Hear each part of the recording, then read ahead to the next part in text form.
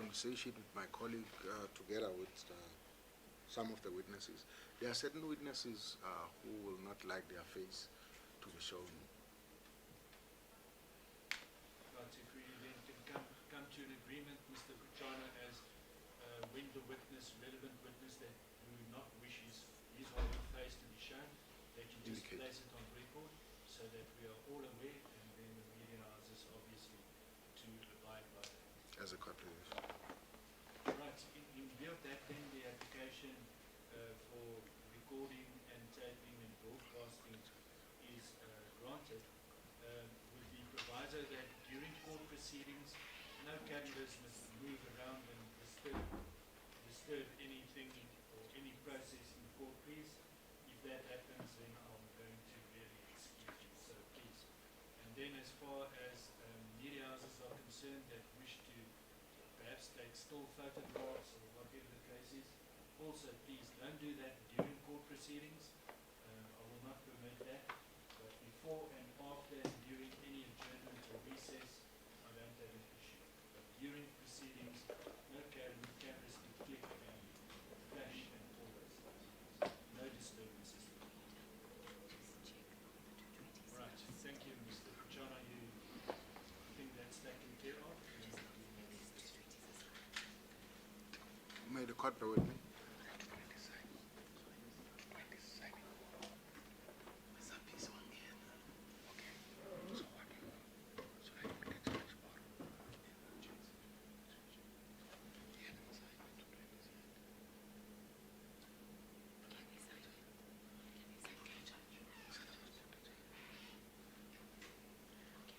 My Lord, we are ready to proceed with the trial, and I'm ready to put the charges. The Director of Public Prosecution for the Gauteng Local Division of the High Court of Johannesburg, who prosecutes for and on behalf of the state, hereby inform the Honorable Court that Mahungela Bafana, a 21-year-old male residing at number 145 8th Street, Parkmore, Sandton, is charged of the following offense: kidnapping, robbery with aggravating circumstances as defined in Section 1 of the Criminal Procedure Act 51 of 1977, read with the provisions of Section 51, subsection 2 of the Criminal Amendment Act 105 of 1997, and also read with Section 260 of the Criminal Procedure Act 51 of 1977. Murder, read with the provisions of Section 51, subsection 1 and Part 1 of Schedule 2 of Act 105 of 1977. Count 4, contravention of Section 55A, read with Section 1, Section 56, Section 56, capital A of the Act 32 of 2007, and also read with Section 256 and Section 261 of the Criminal Procedure Act 51 of 1977, in brackets attempted rape. Alternative count, contravention of Section 5, subsection 1, read with Section 1, and Section 56, capital A of Act 32 of 2007, and also read with Section 256 and Section 261 of the Criminal Procedure Act 51 of 1977, in bracket, sexual assault. Count 5, defeating or obstructing the course of justice. Count 1, kidnapping, in that upon about the 29th of October 2023 at or near 𝐬𝐻𝐫𝐞𝐿, Sandton, in the district of Johannesburg North. The accused did unlawfully, intentionally deprive Kirsten Kluyts of her freedom of movement by forcing her to accompany him into the bush against her will. Count 2, robbery with aggravating circumstances, in that upon about the date and at or near the place mentioned in count 1, the accused did unlawful and intentional assaulted Kirsten Kluyts and did then with the force and violence take from her possession sunglasses earpods, a watch, and clothing, the property and or in a lawful possession of the deceased, aggravating circumstances as defined in Section 1, subsection 1 of the Act 51 of 1977, being present. Count 3, murder. In that or about the date at or near the place mentioned in Count 1, the accused did unlawfully, intentionally kill Kirsten Kluyts, an adult female. Count 4, attempted rape. In that or about the date at or near the place mentioned in Count 1, the accused did unlawfully, intentionally, attempted to commit a sexual offense, to wit, a rape with Kirsten Kluyts without her consent. Alternative count, sexual assault. In that on about the date at or near the place mentioned in Count 1, the accused did unlawfully and intentionally sexually violated Kirsten Kluyts without her consent by touching her genital organs and or breasts. Count 5, defeating the administration of justice. In that upon about the date at or near the place as mentioned in Count 1, the accused did unlawfully and with the intent to defeat or obstruct the course of justice, commit an act or interfering with the crime scene by removing the deceased clothing and or other items, and or by wiping her body to remove any fingerprints, and or by hiding the body of the deceased on the premises of 𝐦𝐻𝐫𝐞𝐿 Parkmore, Sandton, and or by later disposing of the deceased clothing and other items. Wherefore, upon due proof and conviction, the said Director of Public Prosecution prays for the sentence against the accused according to the law. Understand the counts against you, sir? Do we need interpret? Yes. Please interpret. I thought he was going to proceed in English. Yes, we mentioned that just for the purpose of the postponement, my lord.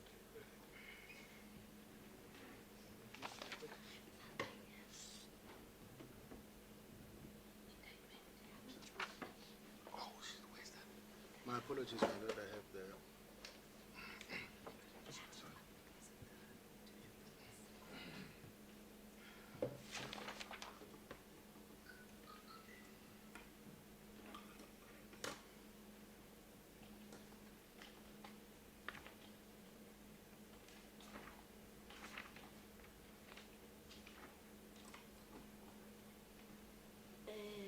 Mahungela Bafana, wabalabula, wakhuluma. Abade wabalabula. Okay.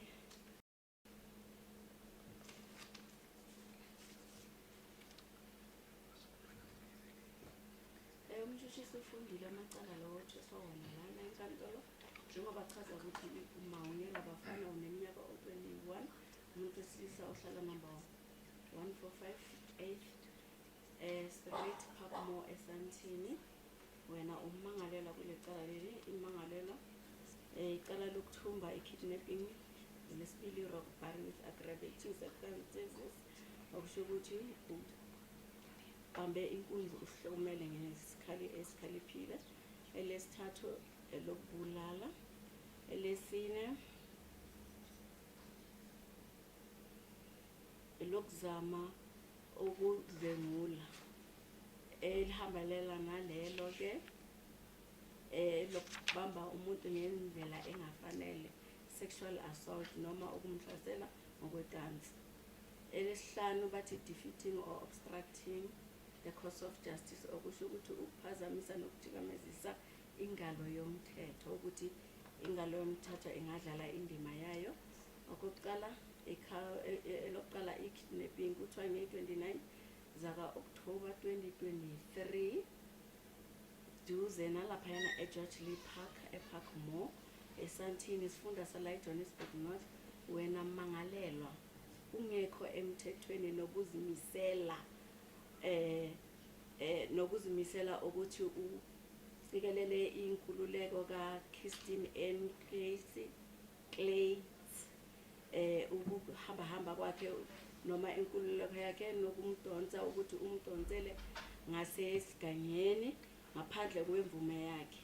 Elesibili kuthiwa i-robbery elokukhuthuza uhlomele, kuthiwa ngaleyo date leyo khulunywe ngayo kuqala lokucala wena mangalela kungekho emthethweni nokuzimisela wahlasela uKirsten Kluyts, wamhlasela nokumdonsa ngenkani noma ngodlame, umphuca impahla yakhe, ama-sunglasses, ama-earpods, iwatchi, impahla yakhe le ayebeyegcokile kungekho emthethweni, wayithathela lezo zinto lezo zikamufi ngodlame.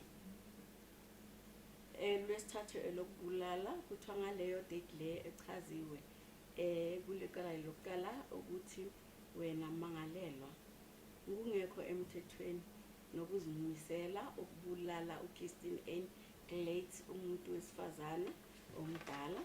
Elesine elokuzama ukudlwengula ngale date le echaziwe kulecala lokuqala ukuthi wena mangalelwa kungekho emthethweni nokuzimisela ukuzama ukungena okuqansi naye uKirsten noma ukumdlwengula uKirsten Kluyts kungenayo isivumelwano phakathi kwakho naye elihambelana nalelo lelo kuthiwa alternatively sexual assault, okusho ukuthi umbambe ngendlela engafanele noma ukumhlasela ngokwecansi. Ngale date leyo echaziwe laphayana kulecala lokuqala ukuthi wena mangalelwa kungekho emthethweni nokuzimisela ukungena ngokodlame kwecansi uKirsten Kluyts kungenayo imvumo noma isivumelwano loko nokuthi umbambabambe isitho sakhe sangaphansi sobusifazane nokumbamba amabele wakhe. Lesihlanu kuthiwa defeating the administration of justice, okusho ukuthi ngale date leyo echaziwe laphayana phezulu wena mangalela kungekho emthethweni nokuzimisela ukuthi ulahlekise ufakazi ngokususa izinto ezibalekile noma ufakazi ezikamufi nempahla zakhe lezi bekagcokile nokumsula la emzimbeni ususe noma yini engatholakala noma imino lapha emzimbeni kamufi ususe laphayana kuye khona laphayana kule ndawo yelayana 𝐬𝐮𝐫𝐿𝐵𝐿 Park eParkmore Sandton.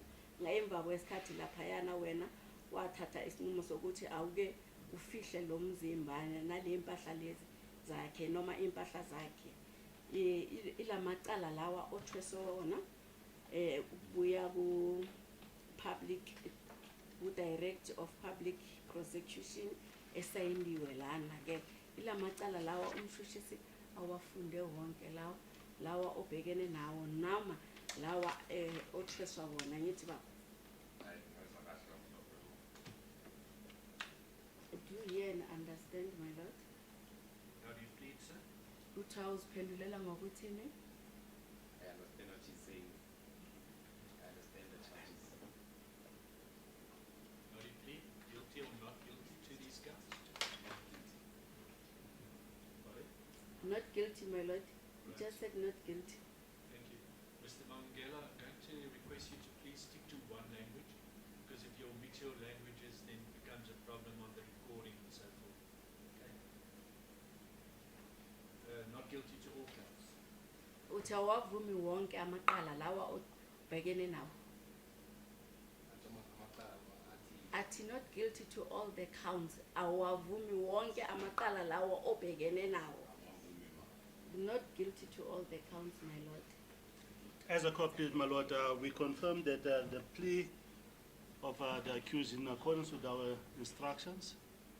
At this stage, no plea explanation will be advanced. As a copy, my lord.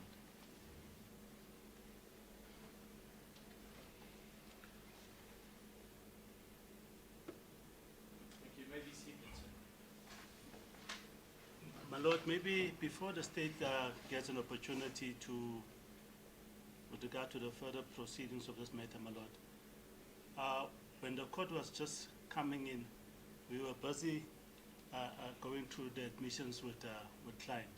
He just had to sign it. So we just asked for the court indulgence.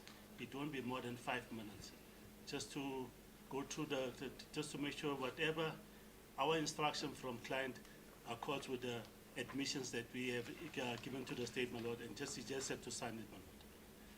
It's like 5 minutes, eh? Yes, as a court.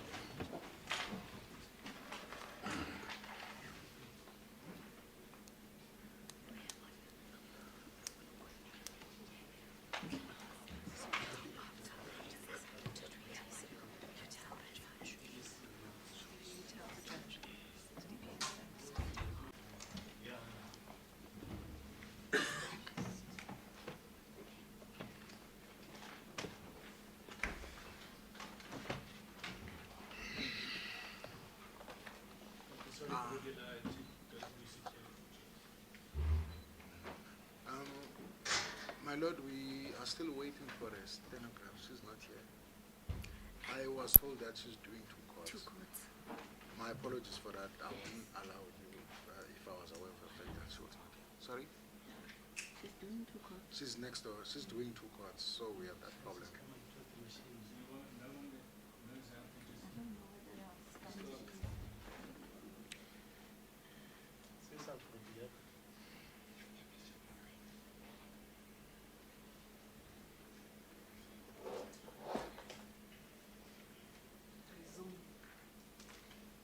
Sorry? It's on. Okay. My Lord, there are 220 admissions that were made, and the state and the defense have agreed on those 220 admissions. We also have prepared the Exhibit 5 regarding those 220 admissions. I request the permission to hand in the compiled Exhibit 5 with the signed copy of 220 admissions. No objection, my Lord. We have discussed this matter.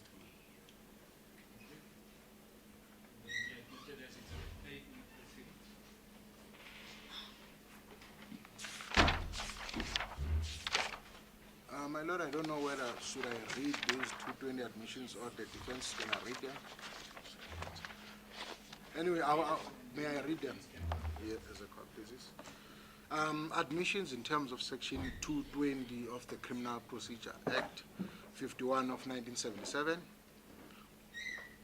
Number 1, on the 29 October 2023, Sergeant Margaret Magaba from local criminal record center attended the scene of the crime at 𝐬𝐻𝐫𝐞𝐿 Sport Ground, Park Mall, and compiled a photo album marked Exhibit B, which correctly reflect the scene. On the 30th of April 2024, Warrant Officer Khosana George Maringa from the local criminal record center attended the scene of the crime in 𝐬𝐻𝐫𝐿 Sport Ground, Park Mall, and compiled a photo album and a key marked Exhibit C, which reflects the scene as it appears on the 30th April 2024. Number 3, that the deceased is the person named in the indictment, to wit, Kirsten Kluyts. Number 4, that the deceased died as a result of blunt force head trauma, strangulation, smothering, or pressure to the neck cannot be excluded. Number 5, that the body of the deceased sustained no further injuries from the time on which the wounds were inflicted until the post-mortem examination was conducted thereupon. Number 6, that Dr. Thandi Mahuluhulu conducted the post-mortem examination on the body of the deceased on the 1st of November 2023 and recorded her findings on Exhibit D. Number 7, that the facts and findings on the post-mortem examination recorded by Dr. Thandi Mahuluhulu. My lord, there is just an error in the spelling. It's Mahuluhulu. In the post-mortem report are correct and be handed in by agreement as Exhibit D. Number 8, on the 26th November 2023, Sergeant 𝐬𝐻𝐵𝐿𝐫𝐿𝐫𝐲 from the Sandton South African Police Service gathered the following items: a hat and a pair of sneakers from the accused. Number 9, that the hat, the pair of sneakers were packed and sealed by Sergeant 𝐬𝐻𝐵𝐿𝐫𝐿𝐫𝐲 personally in a forensic bag bearing the seal number PAR000679907. Number 10, on the same day, Sergeant 𝐬𝐻𝐵𝐿𝐫𝐿𝐫𝐲 booked the, in brackets, hat and pair of sneakers, close the bracket, in a forensic bag sealed with number PAR000679907 into the SAP 13/630/2012 stores. Number 11, that on the 1st of December 2023, Sergeant 𝐬𝐵𝐿𝐫𝐿𝐫𝐲 booked out the exhibit in paragraph PAR000679907, close bracket, from the SAP 13/630 of 2012 stores and placed the above mentioned exhibit in a safe and under lock and key. Number 12, on the 4th of December 2023, Sergeant 𝐬𝐵𝐿𝐫𝐿𝐫𝐲 removed the exhibit PAR000679907 from the safe and personal forwarded it for analysis to the FSL in Pretoria. The exhibit mentioned in the above paragraphs and sealed with the seal number PAR000679907 and had not been interfered with in any way whatsoever.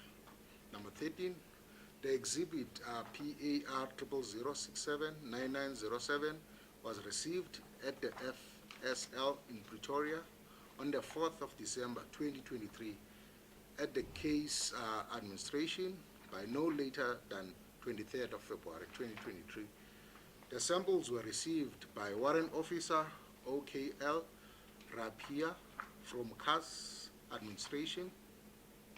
Number 14, that on the 27th November 2023, a buccal sample was drawn by Sergeant 𝐬𝐿𝐫𝐿𝐫𝐲 at Sandton South African Police Service Prison from accused, and the buccal sample was sealed by him in the presence with seal number 23DBBA1722. Number 15, Sergeant 𝐬𝐿𝐫𝐿𝐫𝐲 placed the buccal sample in brackets 23DBAL5753 close bracket of accused mentioned in the above paragraph inside the forensic evidence bag, which he personally sealed with the seal number PA400-6693937.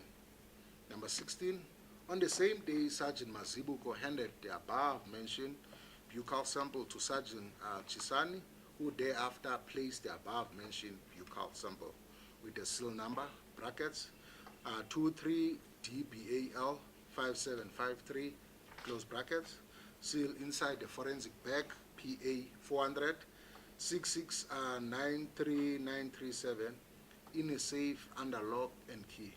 Number 17, on the 4th of December 2023, Sergeant 𝐬𝐵𝐿𝐫𝐿𝐫𝐲 removed the buccal samples with the seal numbers brackets, close brackets, 23DBAL5753 close bracket, sealed inside forensic bag PA400-6693937 from the safe and personally conveyed it into the forensic science laboratory. Number 18, the exhibit PA400-6693937 was received at the FSL in Pretoria on the 4th of December 2023 at the case administration.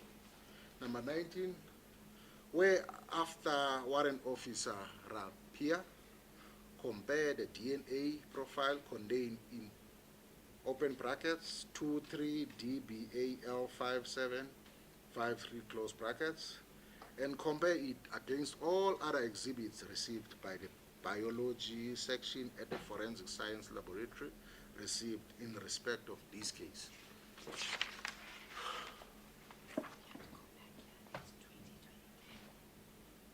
Yes, can I just finish? My apologies for that, my lord. Number 20, the correctness of the facts and findings of the analysis and comparison as recorded is admitted as correct. Just the one issue that I need to raise to this court and clarified in page 3, paragraph 10, it's not, my lord, it's not 2012. Let me just read that paragraph as well. On the same day, Sergeant Obret Chisane booked, in brackets, open brackets, hat and pair of sneakers in the forensic bag sealed with number PAR000679907 into the SAP 13 630/, it's not 2012, it's 2023, my lord, is that error. The exhibits, I mean the 220 admissions are signed. And also there is another type error regarding the SAP 13 in paragraph 11, indicating that SAP 13, it's 630/2012. It's 2023, not 2012.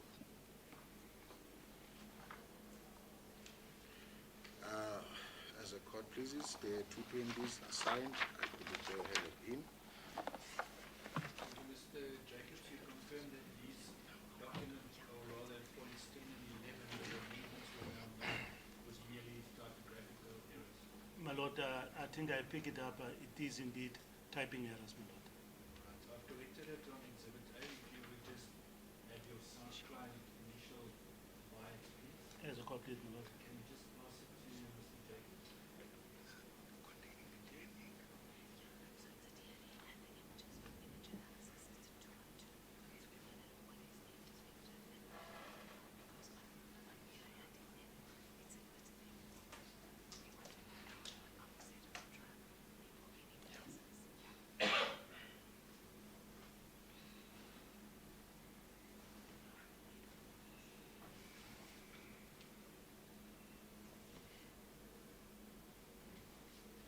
As a court please, my lord. Thank you so much. Thank you, Mr. Jacobs. With regards to the 220 admissions then? My lord, it conforms with the instruction from client AD. We have been through all those 220 admissions. He agrees. The court can just get confirmation from him.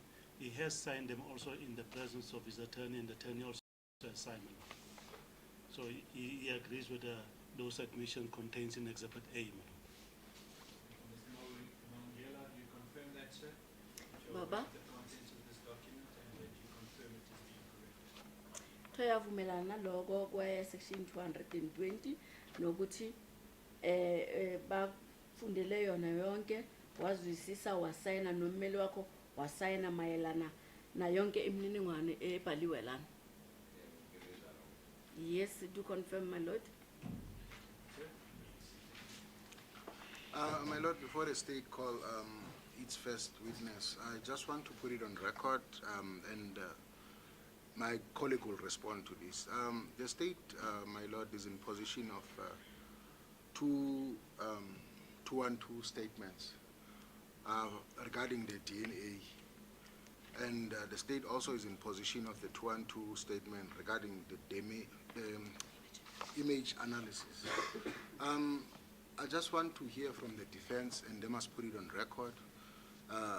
Why are they objecting to the admission of these 3 212 statements? As a court, please. My Lord, if I understand my colleague to be saying that we are objecting, maybe he refers to our gentleman discussion that we have. Maybe I had indication that are we going to object? We never objected formally on record. I don't know what is he referring to, my Lord. Can you just maybe just be more, give more clarity? Because we have at our possession, I've got 4 212 statements. To which does he refer to? And I heard he also mention about a facial analysis report.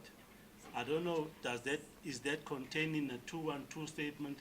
Does he imply that the defense is going, does he anticipate that we're going to object to those statements, my Lord? Can you just be more specific, my Lord?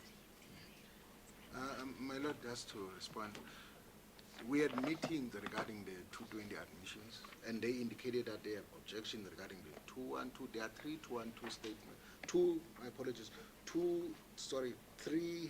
212 statements regarding the DNA, and there is 1 212 statement regarding image analysis, not facial analysis, image. And they indicated that they will object, and they were objecting regarding the 220 admissions. So we wanted to know before we start calling any witnesses, it must be placed on record. They are objecting because of this and that, so that we can know. Mr. Kuchani, the correct way would be to at least refer to who deposed to those statements.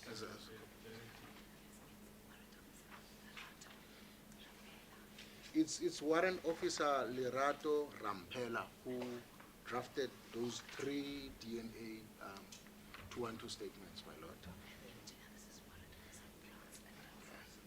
And as far as 212 statement for image analysis, it was drafted by Warrant Officer France 𝐬𝐻𝐫𝐞𝐿.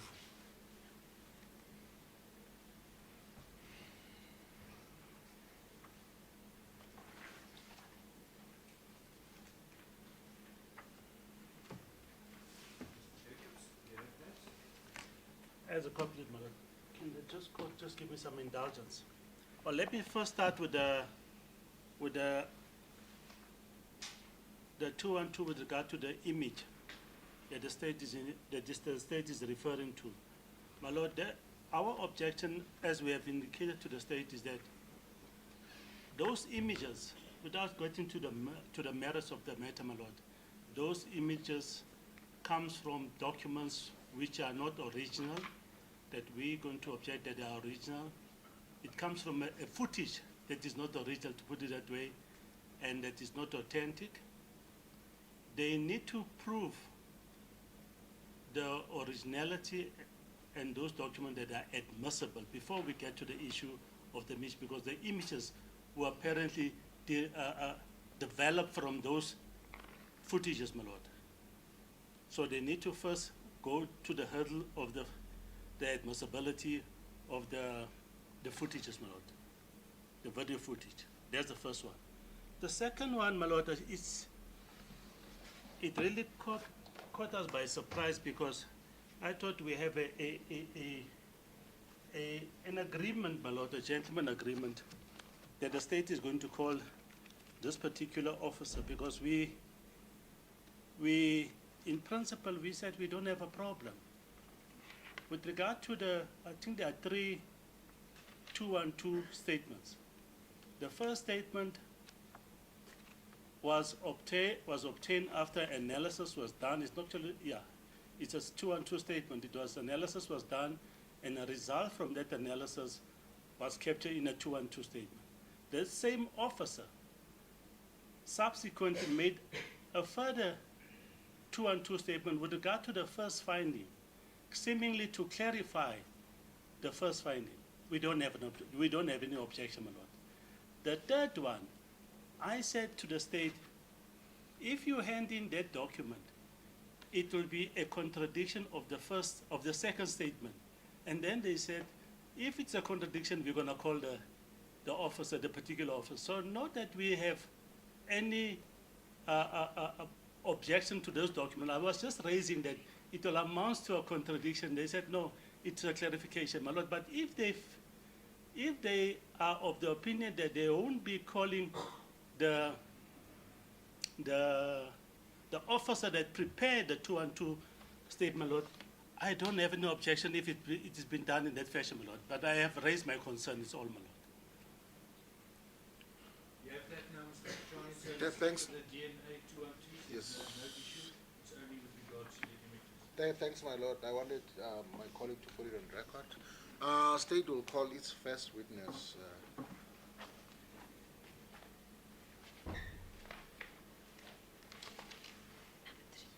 Witness number 3, my lord.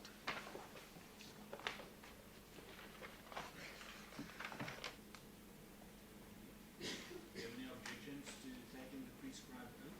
I have no objections. Swear then that the evidence that you are about to give will be the truth, the whole truth, and nothing but the truth. Please raise your right hand. I swear, Say so help you God. I swear that the evidence I give will be the truth and nothing but the truth, so please help me God. Sir, you're now free to sit if you wish. Court, bear with me. Oh, my apologies, my lord. Initially the court indicated that I must inform the court if the witness doesn't want to be. This is one of the witnesses that must not be published. The face must not be published. But the others take note, no facial recording of this. Should I proceed, my lord? How old are you, sir? I'm 58 years old. Where do you reside? What was the question, sorry? Where do you stay?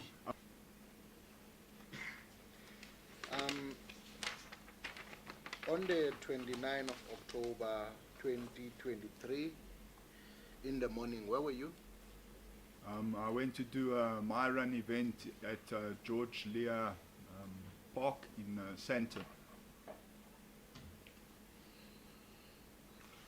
My apologies, I forgot we need to give the interpreter opportunity to interpret. She can take over now.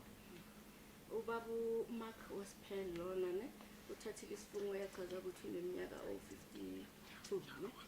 Is that 52? No, 58. 58 years ngeminyaka uhlala enumber 65 Dowell Village 2 Beach Avenue Dowell eEdenvale. Dowell Glen eEdenvale. Yeah, down Glen, it's in Edenvale, yes. 29 October, he asked where was I? I went to do a My Run event at 𝐬𝐻𝐫𝐿 Park, which is in Sandton. Umbuzile ke umbuzo ukuthi nge-29 zaka October 2023 bokuphi uthi hayi ngalelo langa lelo bengihambile ngisayenza lokho kulolonga noma ukugijima kwami laphayana eSandton. What time did you arrive at this 𝐬𝐻𝐫𝐿 Park in Sandton, that particular day? We arrived at just before 7 o'clock as we help with doing volunteering. And then ufike ngobani isikhathi khona laphayana 𝐬𝐻𝐿EO Park uthi sifike ngifike before 7 o'clock ukuthi ngifike ngilekelele ngisize ukululamisa. You refer to we. What do you mean by we? Me and my wife. Uthi lobo uthi isi uwe nobani uthi nonkosikazi wami. You indicated that when you arrived, you and your wife and this third person, you assisted in setting up for my run. What exactly did you do? It entails putting out the tables, putting up the flags, putting out the starting and ending pods, timing pods, putting out cones, that type of things. Uthi ukufikeni kwethu ukululamisa laphayana ke ukuthi sibeke amatafula kahle ngomumo amafleke ama starting point nama ending points nama cones. Can you explain to this court what is this my run? This my run is it was a weekly thing that was held on a Sunday. There was either a 2.5k run or a 5k run. If you did 2.5k's, you did 2 laps of the circuit, and if you did 5k's, you did 4 laps of the circuit.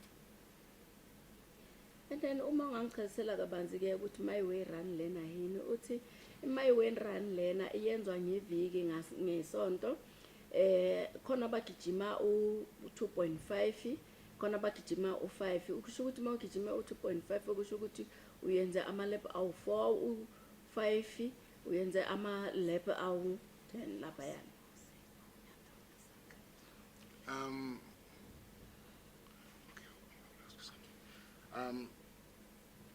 You indicated that there are certain runs, 2.5, 5 kilometers. Which were you participating on? On that specific day, I did the 5k run, but I did it twice. The first time I did it under my own tag, and the second time I ran under my daughter's tag. Uthi ukhulumile nga 2.5 na 5 kilometer wena ayiphi uye wayengenela uthi ngenze u5 kahle kahle ngenze ama lap awu2 lapha yana oyoqala ngiyenze ngetech lami elesibili ngiyenze ngetech yendodakazi yami.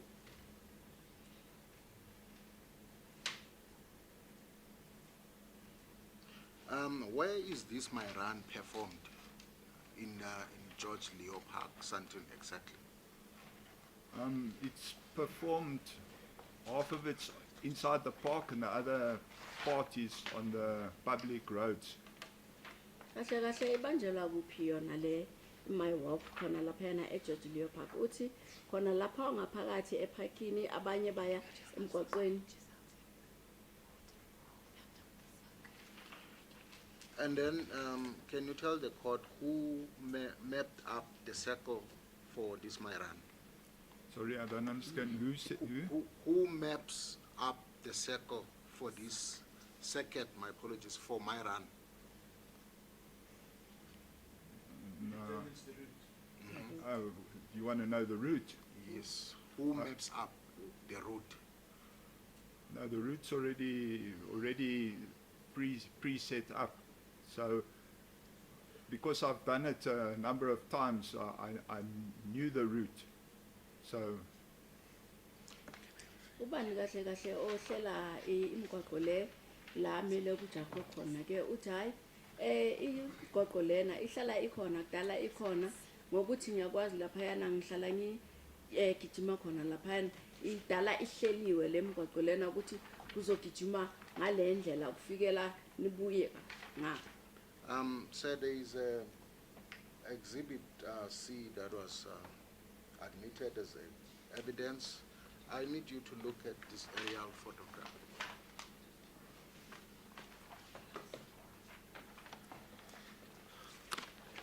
Look at this map, and can you show the court the map where I'm looking for, yes, that one. Can you indicate to the court from which part to which part in that field that my run was taking place on? Sisaqala ke ukuthi awuke ubheke ithombe lezi lana ukuthi my way up. Can you mark it? There is a marker. Mark it. Iqala ngakuphi? Oh, so you want to know the route? Yes. Ihambe ifikelele kuphi?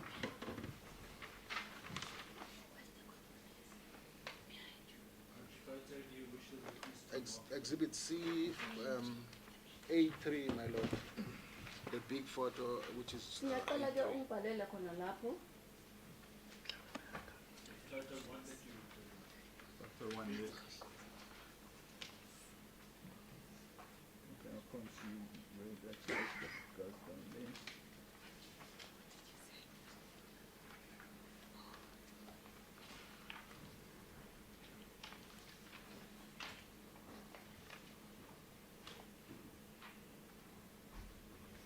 Udwebile ke ubonisile ke ukuthi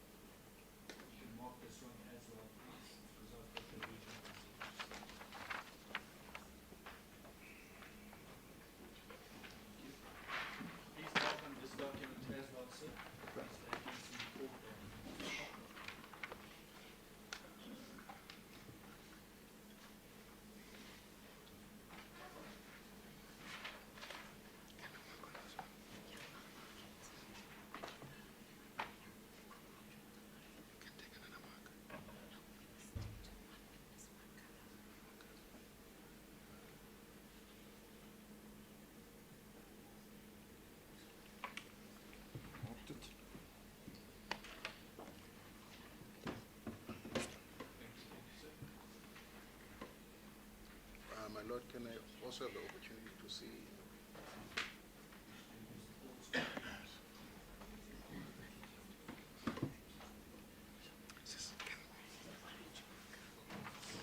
Okay, can I have the marker? Just want to see if there's it's the court personnel that's supposed to know that. Sorry, my lord.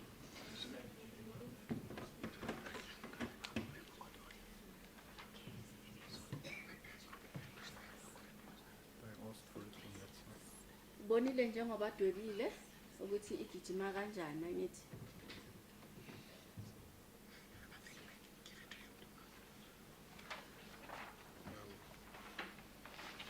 With the leave of the court, can he also mark this one, my Lord, so that we... Please just pass it over to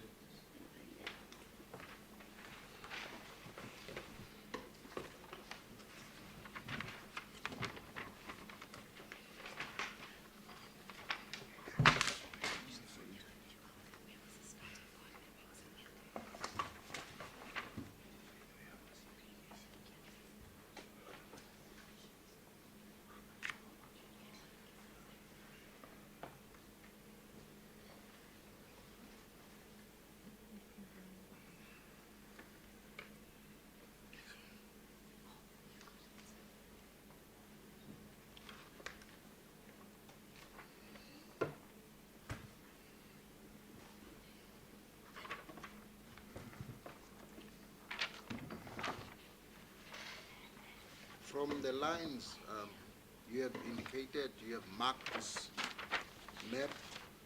Can you just indicate to this court where do you start the race in that map?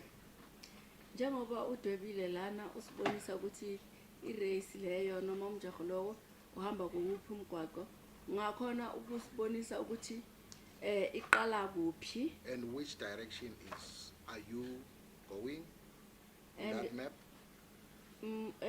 iqala kuphi and ukuthi iyehla ngakuphi. Can you use this green marker for the start?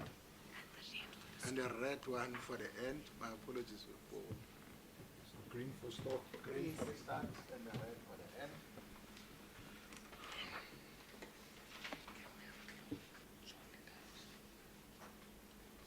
Uma ngangidobela nge-green ukuthi iqala kuphi ngale bovu ukuthi iphelela kuphi. And you must also use this pink one to indicate which direction. Just pass all relevant documents to the witness at the end. Yeah. And then issue, so you can mark all the documents in the same places. You won't be able to see the red. It's with the color in the background that has made it look blackish. There's a blue one here, see if it makes a difference. Please The- just pass this to the And the pink was direction. Yes, sir.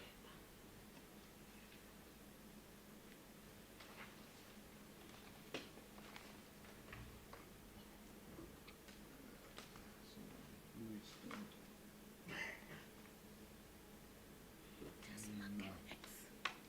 Okay. I'm going to mark X for the end. Okay. Just for the record, the color on the picture will be blue. As a card, please. Is that which sign are you gonna use to mark? Are you gonna mark three? Green, okay. Green is the start. Yes. And pink is the direction. Pink is the direction. Uyachazeke ukuthi ugreen uzodweba ukuthi kula qala khona and then lo oluhlaza kula iqala khona and then epinki i-direction le eblue kula iphelela khona i-race.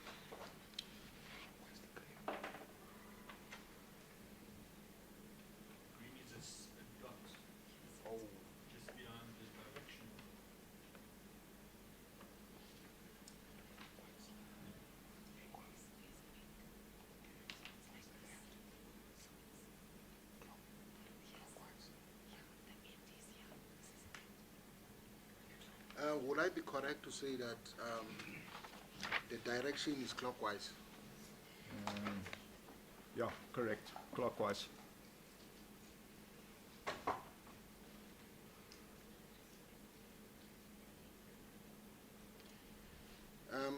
Can you just explain to this court how do you start from the start? Let me rephrase. You marked with a green What? marker at the starting point. From the starting point, how do you start in order for you to know that you have started the race? There's a starting pod, and we have a timing band which I have here on my arm. So you'd come up to the starting pod. As soon as you got close enough, a light would come on and it would make a beep. Then you knew you clocked in ready, or that you clocked in and you had started. That's how you knew you were started. Ngiyabona ubhalile noma udwebile ngegreen laphayana ku start. Ngifuna ukwazi ukuthi wazi kanjani ukuthi so uqalile uthi laphayana starting point uzoba unebhandi lana le timer lokubonisa isikhathi, and then mawuloku hamba uloku gijima kunesibane esizolayita laphayana kubonisa ukuthi soqalile. You indicated that you also have a wristband that you must tap in that part. Can you show the court that wristband? It looked like you are in possession of that wristband. Yeah, and it's got a timing chip or something inside. I don't know the details of it. Ukhulumile ukuthi kune ibhandi olifaka la esandleni elibonisa isikhathi la uthepha khona ke uthi ungaphakamisa isandla njengoba uphakamisa isandla yabonisa ngathi plastic nje uthi yebo kune chip la ngaphakathi ebonisa isikhathi noma ezotimer isikhathi uthi angiyazi imininingwane yakho na le ngaphakathi kodwa kune chip lana.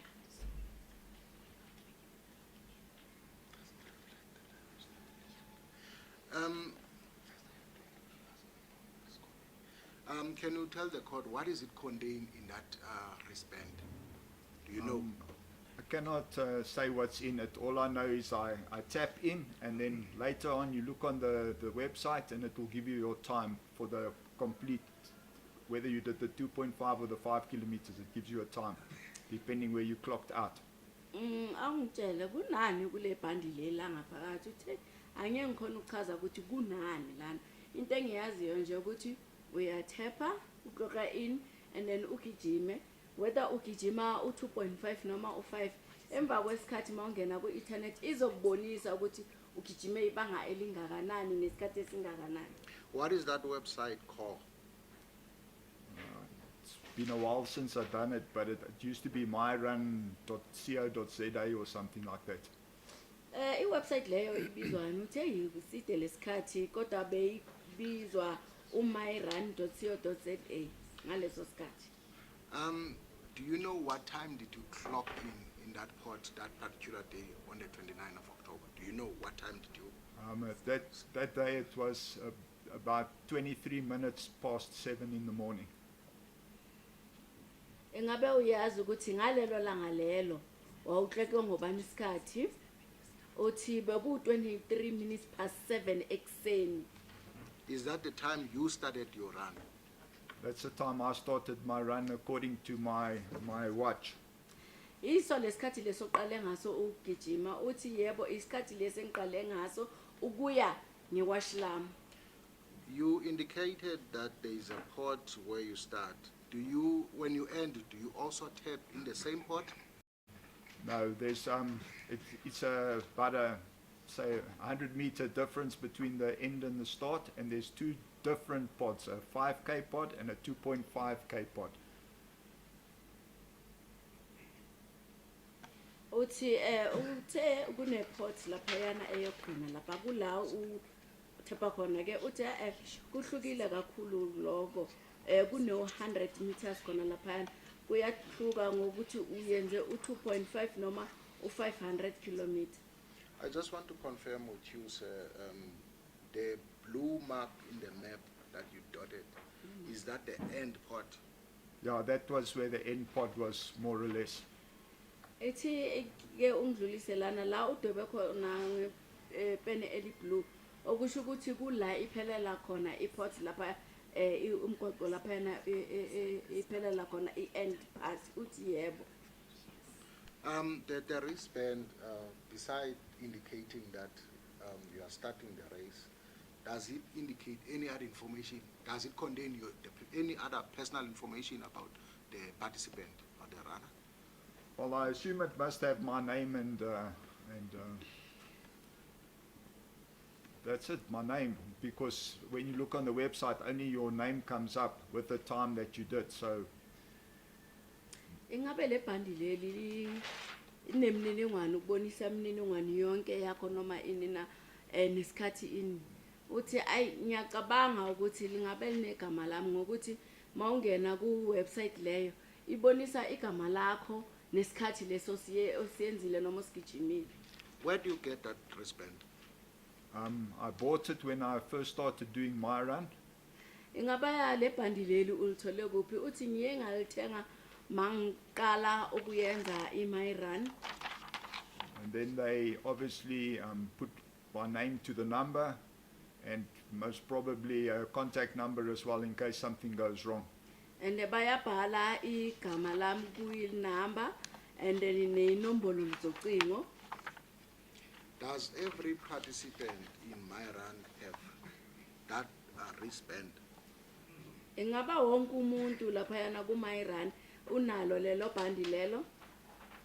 If they want to participate in my run, yes, they'd have to buy this wristband. Yebo mayibani ukuthi umuntu ufuna ukuba ingxenye yale my run mele athenge lelo bhandi lelo lesandla.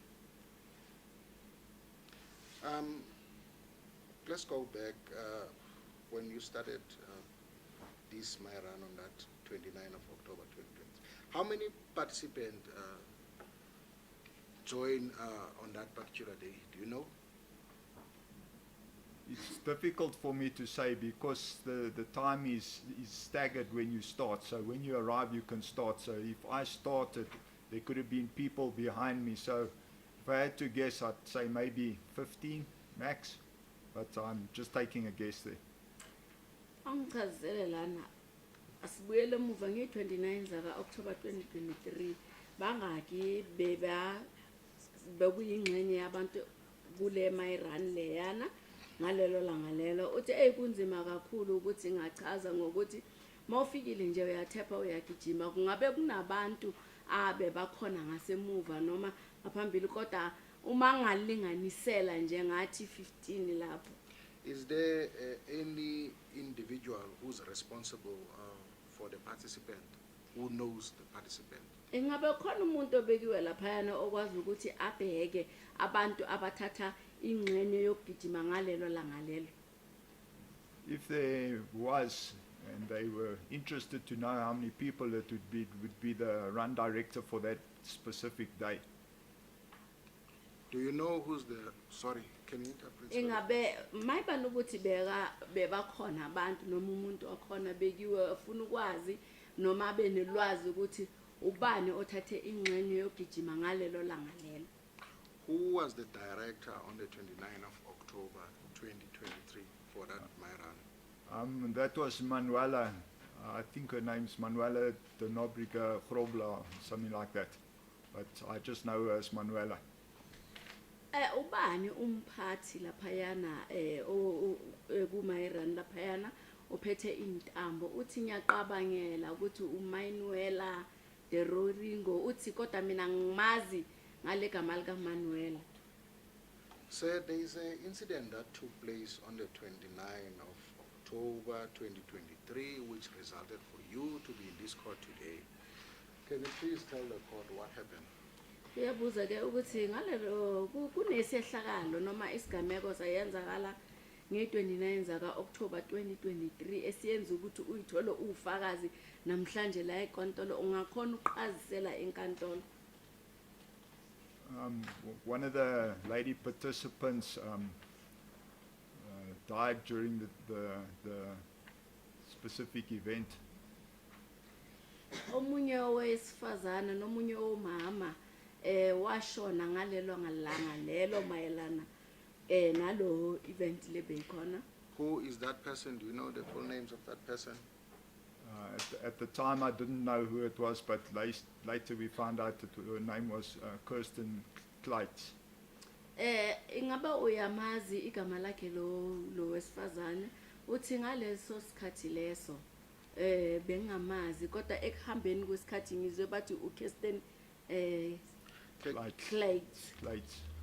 Can you tell the court the events that led to you discovering that this person is the deceased? Ungakhona ukuchazisela inkantolo into eyenzekile ngalelo langa lelo ukuthi wena ukhona ukubona umufi. As I mentioned earlier, I did my run under my name for 5 kilometers. Then I was busy with my daughter's wristband doing her 5Ks so that I could eventually do a total of 10. And on my last lap of my daughter's, which was the 4th lap, I found a cell phone lying on the ground. Uthi njengoba ngiqhazile ngaphambilini ukuthi ngiye ngagijima ngalelo langa lelo ngiyenze u5 kilometer ngebhandi lami ebhaliswe igama lami, and then ngayenza eyesibili ngebhandi lendodakazi yami ngiyenza u5 loyo ukuthi kuzoba u10 kilometer kodwa ngalesikhathi ngisayenza u4 ngiye ngathola umakhala ekhukhwini ulaphayana phansi. Just for clarity, you indicated that you finished your first 4 laps. Yes. And then you started the second laps, the first laps for your daughter. In which lap did you discover the cell phone? It was on the 4th lap of my daughter's run. Uma ngangidlulisa lana uthe uyenze u4 kilometer wama lap angithi, and then ama lap amabili eyakho ne lap kandodakazi yakho. Uma ungangichazela ke ukuthi ubone leyo makhala ekhukhwini lo noma ucellphone lo kwakuyi lap yipi uthi I first lap kandodakazi yami. Do you know what time was it when you discovered this cell phone? Ingaba uyazi ukuthi isikhathi kwakuyisikhathi sini uma uqaphela le cellphone? I later found out that I'd finished at 8:22, so by working it back, I had to take a guess what was about 8:15 in the morning. Ingaba uye wayeqaphelisisa noma kuyibona ngobani isikhathi le cellphone uthi eqedeni kwami ilap le kwaku 8:22 uma iphindele emuva ngibala isikhathi futhi kungabe kuyenza u8:15 ekseni. And then after discovering this cell phone, what happened next? Emva kokuthi ubone le cellphone le kuye kwayenzakalani okulandelayo? Well, I didn't actually only find the cell phone. I found a bunch of car keys as well. When I bent down to pick up the cell phone, I noticed keys lying quite close to the cell phone, which I picked up as well. Kwangasi umakhala ekhukhwini nje kuphela ngamthola laphayana. Ngalesikhathi ngithi ngiyagoba ngidobha lo cellphone le ngiye ngabona amakhiya amaningi nje amakhiya wemoto bewaseduze nale cellphone. I want you to look at this aerial photo again. Ngisacela ukuthi uke ubukele isithombe futhi lesesibonisa indawo. Exhibit C.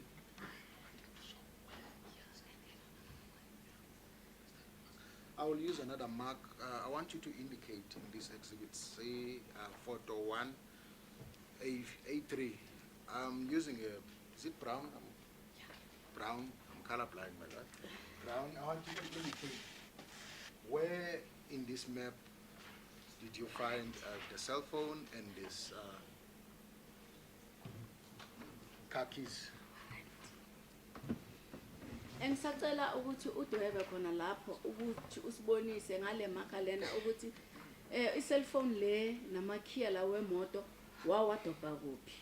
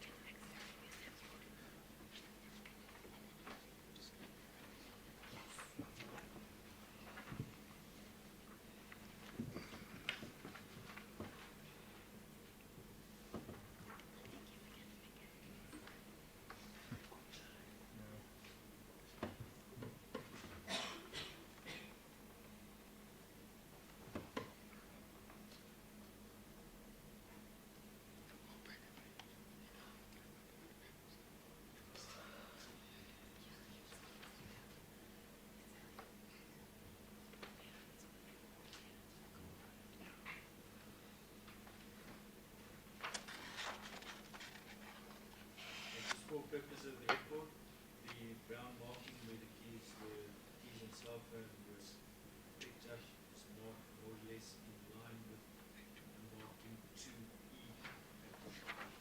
As a court pleases.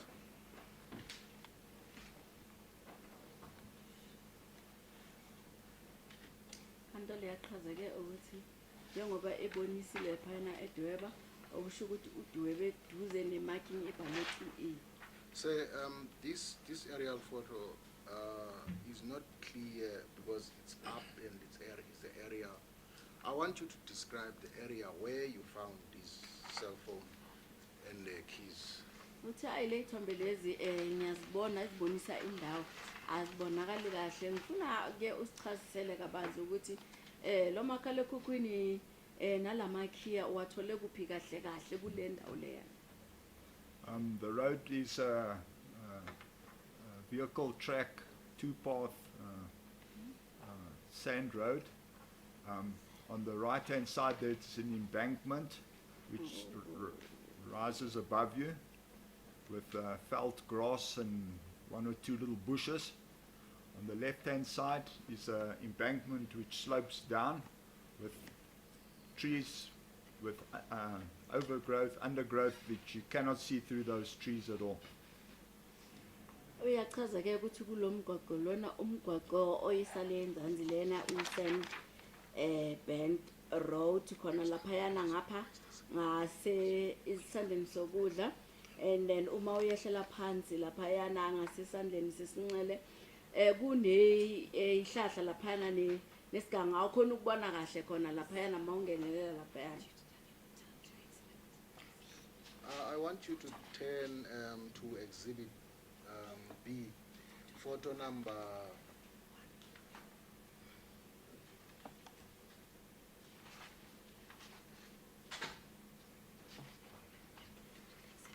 look at photo number 1 and photo number 2. Can you indicate to this honorable court from those two photos where exactly did you find the cell phone and the keys?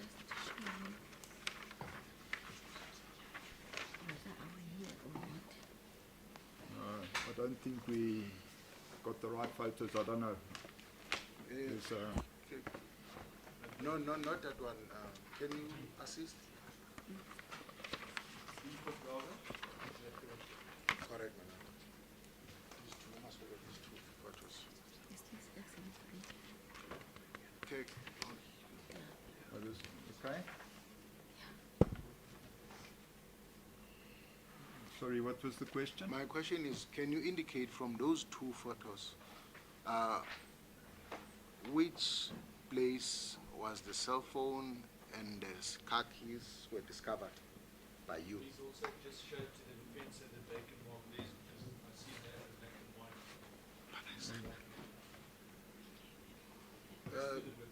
Unfortunately, Your Worship, my lord, we have sent them the color during the disclosure. I don't know, but I don't know how they send it, but it tends to be black and white. But it's not a big issue. We'll be able to follow. I'll get the colors later on.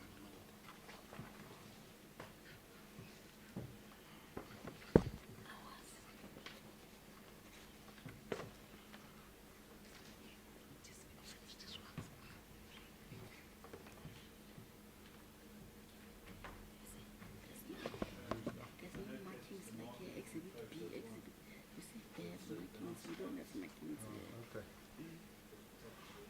Just show to the defense also so that they can have an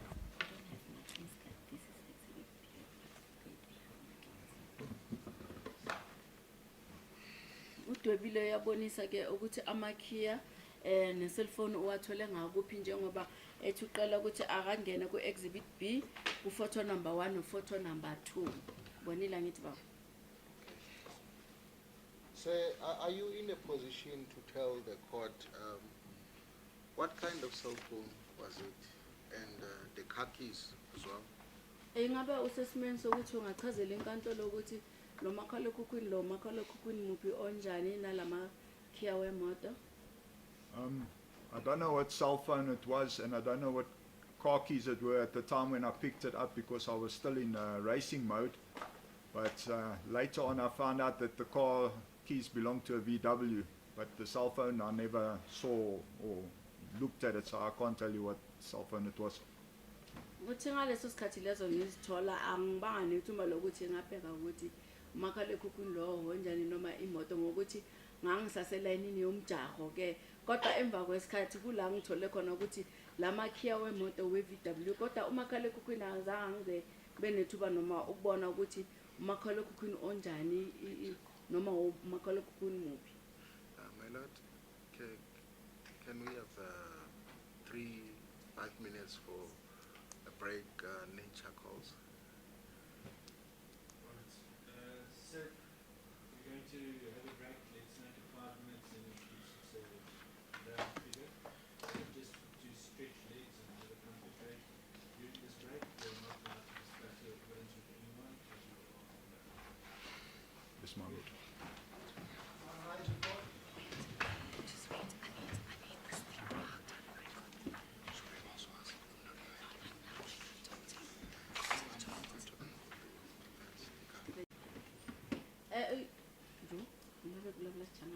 Ungaya phambili ukuchazisele ke ukuthi emva kokuthi udobhela ama cellphone i-cellphone lena namakhiya wemoto kuye kwayenzakalani. Because I was still in running mode, I took the cell phone and the car keys and I raced off to the end so that I could clock out to finish my 5K run under my daughter's name. Njengoba bengisase ku race track lapha na ngigijima emva kokuthi ngizidobhele izinto ngiye ngaqhubela phambili nokugijima kwami ukuthi ngiqede i-race yami 5K ngaphansi kwegama like ndodakazi ukuthi ngikwazi ukclocka out. What happened after you clocked out? After I clocked out, I took the cell phone and the car keys to the run director, Manuela, and I handed it over to her, saying that I'd found this on the route. Emva koloko kuye kwayenzakalani ngoqeda ukclocka out uthi ngiye ngahamba ngaya ku Manuela umuntu ophethe lapha yana ngimchazisela ukuthi ngidobhele izinto la emgwaqweni la kugijimwa ngakhona.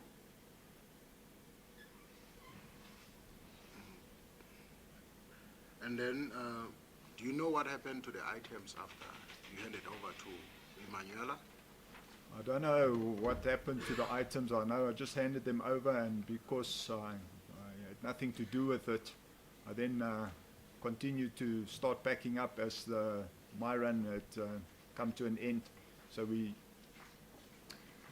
Ingaba unolwazi noma ukuyenzakeleni ngezinto lezo oye wazidoba wazinikezela uManuela uthi qhabo mina angazi ukuthi kuye kwayenzakalani ngaleyo mniningwane leyo ngokuthi mina ngifike ngamnikezela ngokuthi akusizi izinto zami angeni indawo kulezo zinto engizidobhile and bengiqedile i-race yami sengaye ngilulamisela ukuthi ake ngiqoqe izinto zami ngokuthi ngangiqedile i-race. Did you end up finding out who's the owner of those items? Eventually we found out who the owner of the items was, but how they got to that point I cannot tell you. I just know it was Kirsten Kluyts' items that had been found. Ingabe uye wathola emva kwesikhathi ulwazi ukuthi le mpahla leyo wayithola kwakweyeka bani uthi yebo kuye kwatholakala ukuthi emva kwesikhathi ukuthi le mpahla leyo ka Kirsten Kluyts kodwa ukuthi bathole kanjani angazi anginalwazi mina ngiye ngazwa ukuthi baye bathole emva kwesikhathi. Did you saw her on that day? Yes, I passed her on one of my laps, and as I usually do when I'm running, the first time I meet a person on the route, I normally greet them, good morning, and I did see on that day, yes. Uye wambona ngalelo langa lelo Kirsten uthi yebo ngimbonile njengoba bengenza i-lap yami yokuqala kahle kahle mina mangithola umuntu endleleni sigijima mangimdlula ngiyambikelela net kanjalo ngalendlela leyo ngiye ngamdlula. Where did you saw her that particular day? I cannot say definitely where I met her the first time or when I saw her on the route later, but I did see her. I just cannot recall. Kahle kahle umbone kuphi ke ngalo langa uthi hey angeke ngikwazi ukuqhaza kabanzi ukuthi ngibone kuphi ngalelo langa lelo ukuthi mangiyenza ilaphu yami yokuqala noma ngimdlulile or kuphi kodwa ngiye ngambona noma ngiye ngamdlula. What was she doing at the time you saw her? She was participating in well, she was actually walking, but she was participating in the My Run event. Wena ngalesikhathi umbona yena kahle kahle bekayenzani uthi naye kwakuyingcenye yale lap leyana kodwa yena ube walker behamba kodwa ube ingcenye yale lap walk lane. How do you know this? Ukwazi kanjani lokho? Because I've seen her at previous My Run events before that day. Wena uwazi kanjani ngalokho uthi ngokuthi ngike ngambona ngaphambilini ku My Run events. Will I be correct to indicate to this court that you are the regular in that My Run? Yes, I was a regular there. I think I've done over 100 events there. Ngizobe ngaphosisi mangakhaza ukuthi wena uhlala ulaphayana mihla zonke uthi yebo ngihlala ngilaphayana ngangiyenze ama 100 race laphayana ngaphambilini. Are you in the position to tell the court whether she was also a regular or not? Ingaba usesimeni sokuthi ungakhona uqhazela inkantolo ukuthi yena lo Kirsten lona naye umuntu ohlala alaphayana nje? I'm sorry, was the question that she was also a regular? I'm asking you, are you in the position to tell the court that she was a regular or not? I'd seen her on a number of times, so I'd say yes, she was a regular participant. Yebo ngiye ngambona kaninginyana laphayana ngasho kanjalo ukuthi yebo umuntu ohlala alaphayana ingcenye laphayana ku My Run. On the 29th of October, are you in a position to tell the court exactly how was she wearing on that particular day when you came across her? Ngalelo langa lelo le 29 zaka October 2023 ingaba usesimeni sokuthi ungaqhaza ukuthi njengoba umbona ubegqoke njani ngalelo langa lelo? When I came across her originally, I didn't particularly take note of what she's wearing. I know she was in sports attire, but later after seeing the photo, I knew then she was wearing a blue top. Uthi ngalelo langa lelo angizange ngiqaphelisise kabanzi ukuthi ubegqoke kanjani kodwa ngiyazi ubegqoke izinto zokugijima bathi sports attire kodwa ithemba ngimbona ngibona ithombe ngalelo langa lelo ngabona ukuthi befake ithopo eblue. Are you also in a position to tell the court what time exactly did you bump or come across her when she was walking? Well, I started at 23 minutes past, so I might have bumped into her at about 7:30 in that region, seeing I was running. Kungaba kuyisikhathi sini ukumboneni kwakho ngalelo langa lelo njengoba yena eyilolonga ngokuhamba laphayana ukuwalka uthi njengoba ngicalile ngabo 23 past ngaba ku 7:30 mangimbona? What was her pace when she was walking, when you came across her? Her pace was a fast walk, I'd say. Uma umbona ngalelo langa lelo njengoba eyilolonga ngokuhamba laphayana ubehamba ngasiphi isivivinini uthi isivivini lesibehamba ngaso ubesheshisa? You indicated to this court that it was discovered later on the items they belong to her. You don't know how did they discover the items belong to her. Did you at any stage after coming across her manage to see her again when the items, whoever indicated that the items belong to her, did she manage to get the items back in that particular day? No, she never came back for the items. That's why we realized someone was missing. Who it was, we didn't know at that specific time.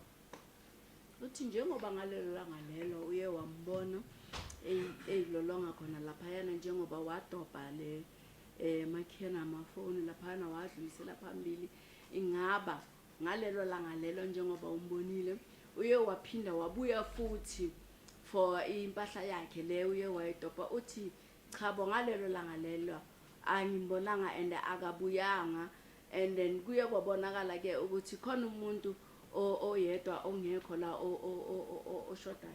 I want you to tell the court, you indicated to this court that you discovered that she was missing. What happened after you discovered that she was missing? I didn't discover she was missing. I found the items, and by us finding the items, then the group of us found out that she was missing, or discovered that she was missing. What happened Njengoba after? wena uchaza ukuthi uye wathola ukuthi ubeshota nomuntu lo noma belahlekile lo muntu lo bathi missing, and then uye wayenzani uthi angishonga kanjalo ukuthi mina yimi engiye ngaqaphelisisa ukuthi lo muntu lo akatholakali noma uyamisa. Mina ngithole impahla le engitholile eyakhe, and then kwatholakala laphana le group le yathola ke ukuthi khona umuntu omisayo la. What happened after you guys realized that she was missing? I want you to take us there. Wayenzakalani ke nina bo nina ke ukuthola ukuthi ke lo muntu lo What time? uyamisa ke. Maybe let me break it out. What time did you guys, I'm not talking about you specific, you Okay. discover that she was missing? What time was it? I cannot say what the specific time was. Or let me take it from here. What time did you finish the race? You indicated that you finished the race, you were busy packing. I finished at 8:22.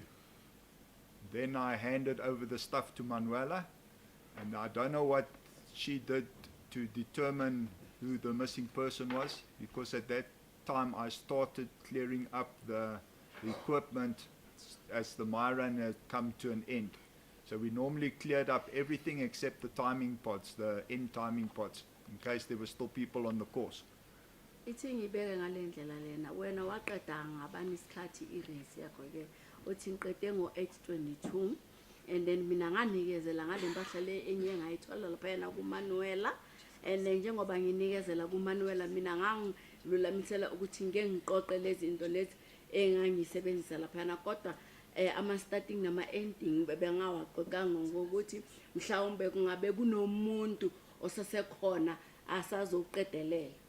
So what happened after Manuela found out that Clayton was missing? It's difficult for me to say what happened. After that, we went into what we normally do by closing up the park, so I had to go and close the pedestrian gate, but seeing they'd found out that this person was missing, instead of walking across the field like I used to, we split up, me and my wife. I went down on the bottom section following the route that we would take, and she went to the top, but instead of walking on the road, she walked inside the path to meet at the pedestrian gate. Wena uye wayenzani niyena yenzani ukuthola ukubona ukuthi Kirsten uyamisa ke uthi into eyenzekele lapha yana ke ukubona ukuthi lo muntu lona akafikanga akaqedanga lana njengoba ngangiqoqa lapha yana asivalanga ama pedestrian gate njengoba simele sivale ama gate walapha yana eparking siye sangenelela ngaphakathi khona lapha yana esigangeni ukuthi siyo zingela sibheke njengoba ngingena nonkosikazi wami uyele ngasenzansi mina ngayale ngasephezulu ukuthi azovela la khamba khona abantu ngenyawo ukuthi siyovela khona lapha yana lephezulu. What pedestrian gate are you referring to? Igate le yabantu abamba ngenyawo yiphi le okhuluma ngayo? Just after that two-track path, there's a gate, a pedestrian gate where you turn left to go out of it. It's just in front of, there's a school there or something. Uthi le gate le engikhuluma ngayo yabantu abamba ngenyawo kunama-track awu-2 ama-path awu-2, and then kunesikolo khona laphayana eduze. I have the same map, which is exhibit C, that photo 1, A3. I also have the yellow mark. I want you to indicate this aerial photo the pedestrian gate you are referring to, the location of it. Uthi ayibo ngiyaqela ke ngokunikeze ke usibonise ukuthi igate leli okhuluma ngalo eliphi. I think, my lord, the exhibit C must also go to him so that he can mark it.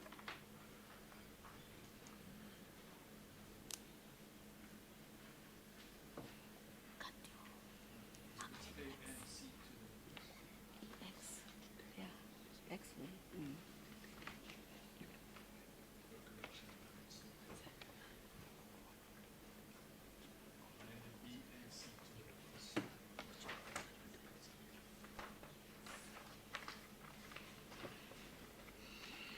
Udwebile ubonisa ukuthi lelo gate akhuluma ngalo eliphi. Would it appear on the other exhibits also? It does not appear on the, I can just double check first.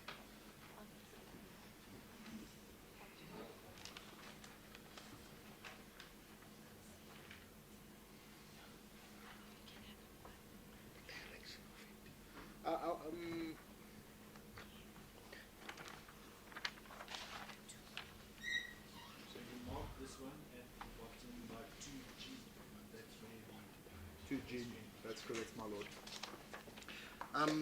Before we get into the gate, the mark, the dot you indicated on this photograph, I want you to look at exhibit B.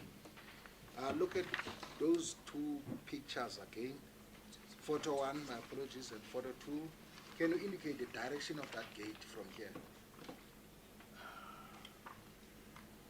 the direction of that. That pedestrian gate is referring to.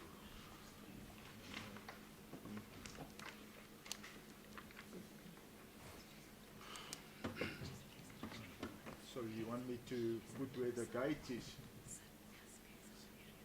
Yes, more or less. Exhibit B, my lord, it's closer compared with the aerial photo.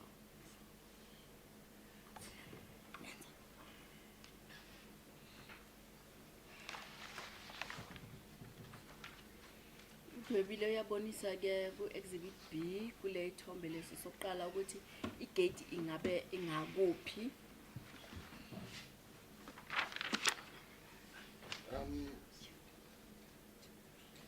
My lord, according to the aerial photo, it is pointed by 2G.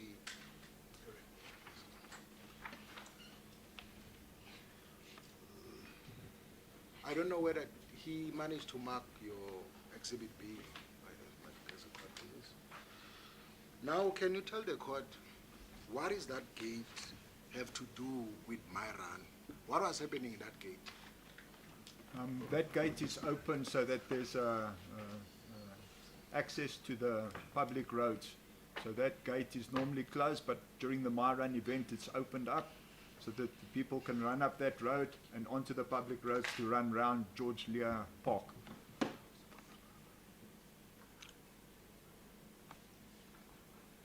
Now, who opened that gate earlier?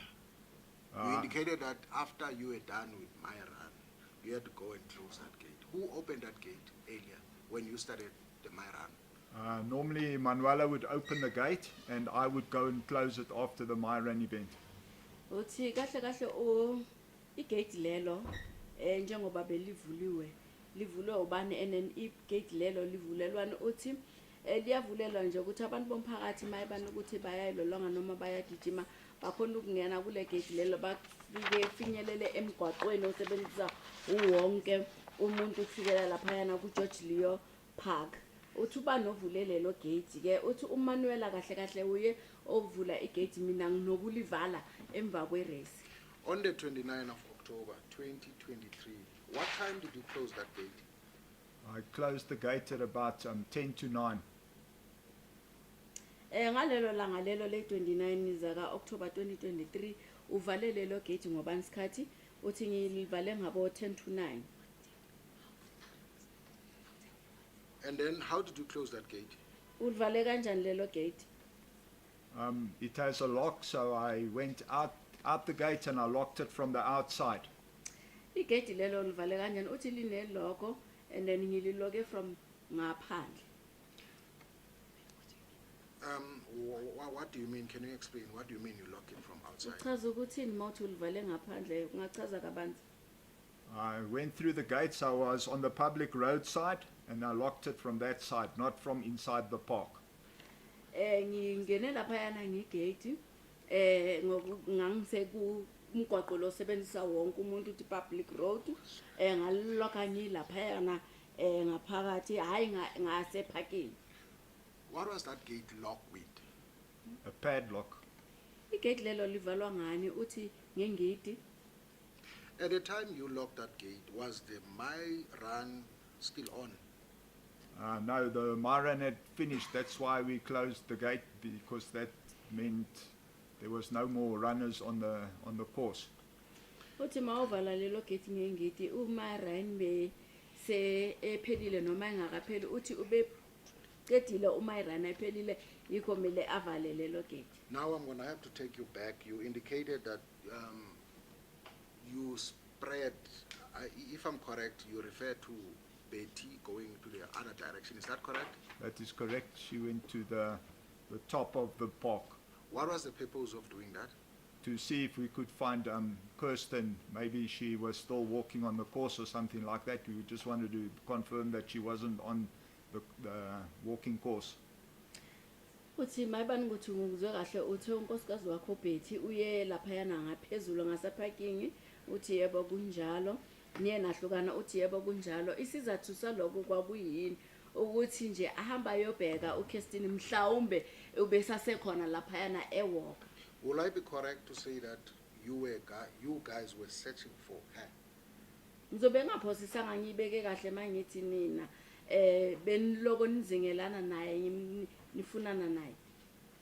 You are correct. We were looking for her at that time, yes, because we knew she was now missing.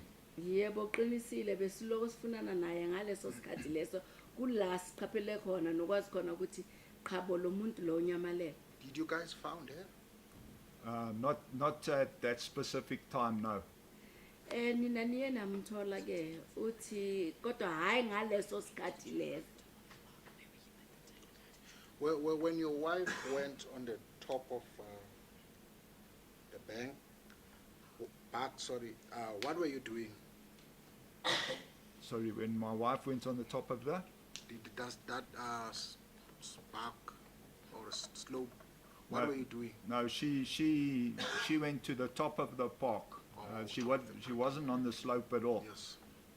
So I was walking on the bottom side of the park. Khabo unkosikazi wami ubeya laphayana phezulu ngaseparking mina bengihambela ngala enzansi. And then what happened next? After I locked the gate, Manuela and another friend of ours who was also a volunteer, Elton, had come round in Manuela's car and they picked me up at the gate. Emva koloko kuye kwayenzakalani uthi emva koloko uManuela uye wafika nomunye umngani wakhe ulo beyinikezela ukuthi azolekelela beza ngemoto yakhe bazongilanda la ngasegatini. And then when we were driving back, we saw my wife Betsy through the fence, and we motioned to her to come to the milk bar. Njengoba beshayela laphayana ngabona unkosikazi wami uBetty ehamba laphayana ngasefensini kula sambiza khona ukuthi akafike la ngasebar. What is this milk bar you are referring to? The What milk is bar, this milk bar? the milk bar is like a little restaurant on the 𝐬𝐻𝐫𝐿 park, and after the Myran event, the volunteers normally get a cup of coffee or cappuccino. Milk bar le eyini la uthi i-restaurant nyinyana nje encane laphayana ngase 𝐬𝐻𝐫𝐿 ukuthi nje abantu abaningi mabaqedile ama-race wabo okugijima bayafika laphayana bayathenga ucoffee noma ucappuccino. Yes, you went to the milk bar. What happened next? While we were sitting there drinking our coffee, my wife suddenly said, that lady Kirsten is here, she knows it. Njengoba sihleli la njengoba kuye kwayenzakalani uthi njengoba sihleli laphayana siphuza icoffee unkosikazi wami wachaza wathi chabo lo sisi loyana uKirsten ngiyazi ukhona la. And then what happened next? So she said she's going to look for it, but me and Elton said, no ways, you're not going by yourself. So we all three of us left the table. uthe nje unkosikazi wami mina ngizohamba ngiyombheka ngathi cha bangeke uhamba wedwa laphayana mina no Kirsten mina nomngani wami sahamba naye sihambe sibathathu ukuthi siyombheka. Manuela wasn't with us at the table at that time, so we just left without telling her, and we went across the field, the soccer field. Manuela bekangekho laphayana etafuleni nathi siye sahamba nje phela singamtshelanga noma ukumlayeza sihambile sesadlula lapha esigangeni ngala kudlalwa khona ibhola bathi soccer field. So it was you and who? Me, my wife Betsy, and Elton, another friend of ours. Kwakuwe nobani uthi kwakuyimi unkosikazi wami uBetsy uAltin nomunye umngani wethu. Proceed, what happened next? As we were crossing the field, I walked in the direction where the gap is to go through to that sand road, and my wife and Elton walked in another direction, so we were diverting from each other. Kuye kwayenzakalani uthi njengoba ngidlula khona laphayana kuleyo ndawo leyo ifield leyo ngase ukuya ngase Sand Road, and then wonke umuntu sahlukene nje ukuthi sikwazi ukuthi simzingele. So then I said to my wife and Elton, where are you going? So they said, no, we're going to where we found the phone, where you found the phone. And I said, no, I found it round the corner here. And they didn't realize it at that time. Unkosikazi wami no Elton bathe kimi uya kuphi ngathi ngiyanga laphayana ngithola ufone nama key khona wathi akukho ngalapha kukho ngala akukho duze kungala akukho ngale kuduze ngala. And then what happened next? So they came and joined me, and we went down the road, and I got to the point where I found the phone and the keys. Kwayenzakala nemva kwaloko bafikile beza bazongijoyina zahamba sadlula khona lapho ukufikela la ngithole khona iphone nama key. And when I showed them where the keys were, my wife burst out and said, she's still here, and she ran down that sand road. Njengoba ngibabonisa ukuthi amakhiye nefoni ngiwatholela unkosikazi wami akazibambanga hayiza athi ukhona la igijimela ukuya le ngaphambili. And then what happened next? And as she ran down the sand road, Elton started running behind her, I'd say about 10-15 meters behind her, and I started following them. Njengoba egijima khona kulomgqogqo loyana uElton naye egijima ngamba kwakhe ku 10 to 15 kilometers, and nami ngabalandelela khona lapho. I want you to look at Exhibit B, photo 1 and 2. Can you point for the court the direction where she was heading? The direction where she was? She was heading with Alton behind her. Okay. Well, sorry, wait.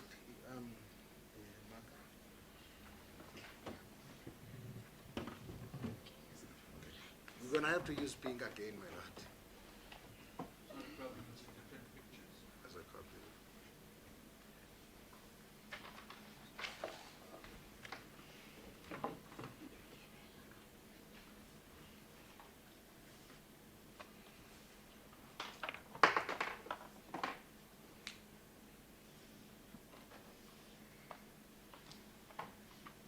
Uyadweba ukubonisa ukuthi babagijimela ngaliphi ihlangothi.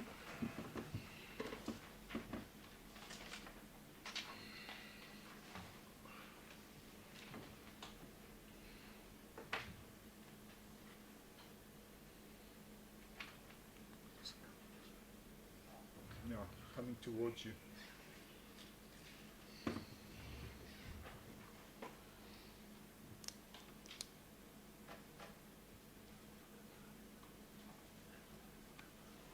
Yebo ukuza uqonda ngakuwe.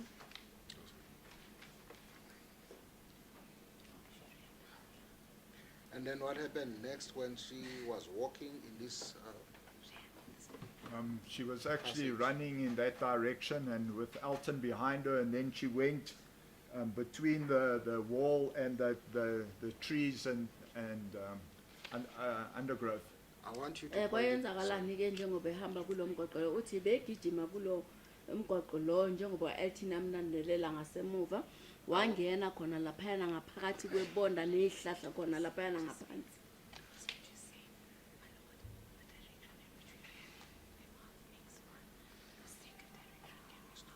My lord, the direction in which she was running down, we mark it as X1. I don't know whether the court have objection to that.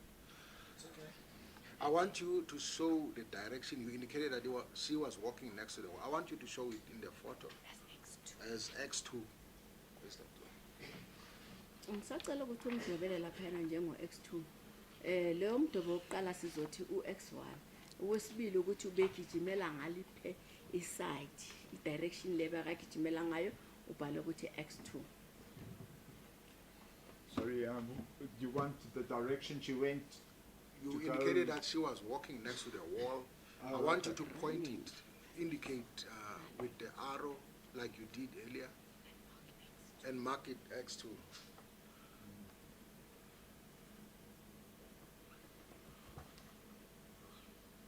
Njengoba qhazile ukuthi ube igijima kulomgoqo lo agijimela kulelo side lelo akongidwebele ubhale ukuthi X2.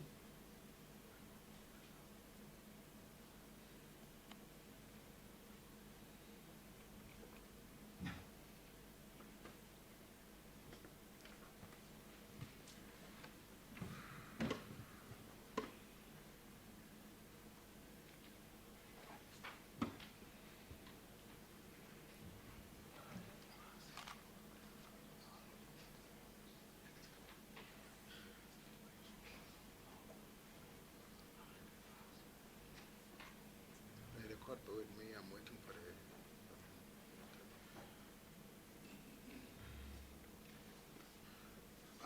Sir, do you agree with me? X2 is not a walking path. It's not a walking path at all, no.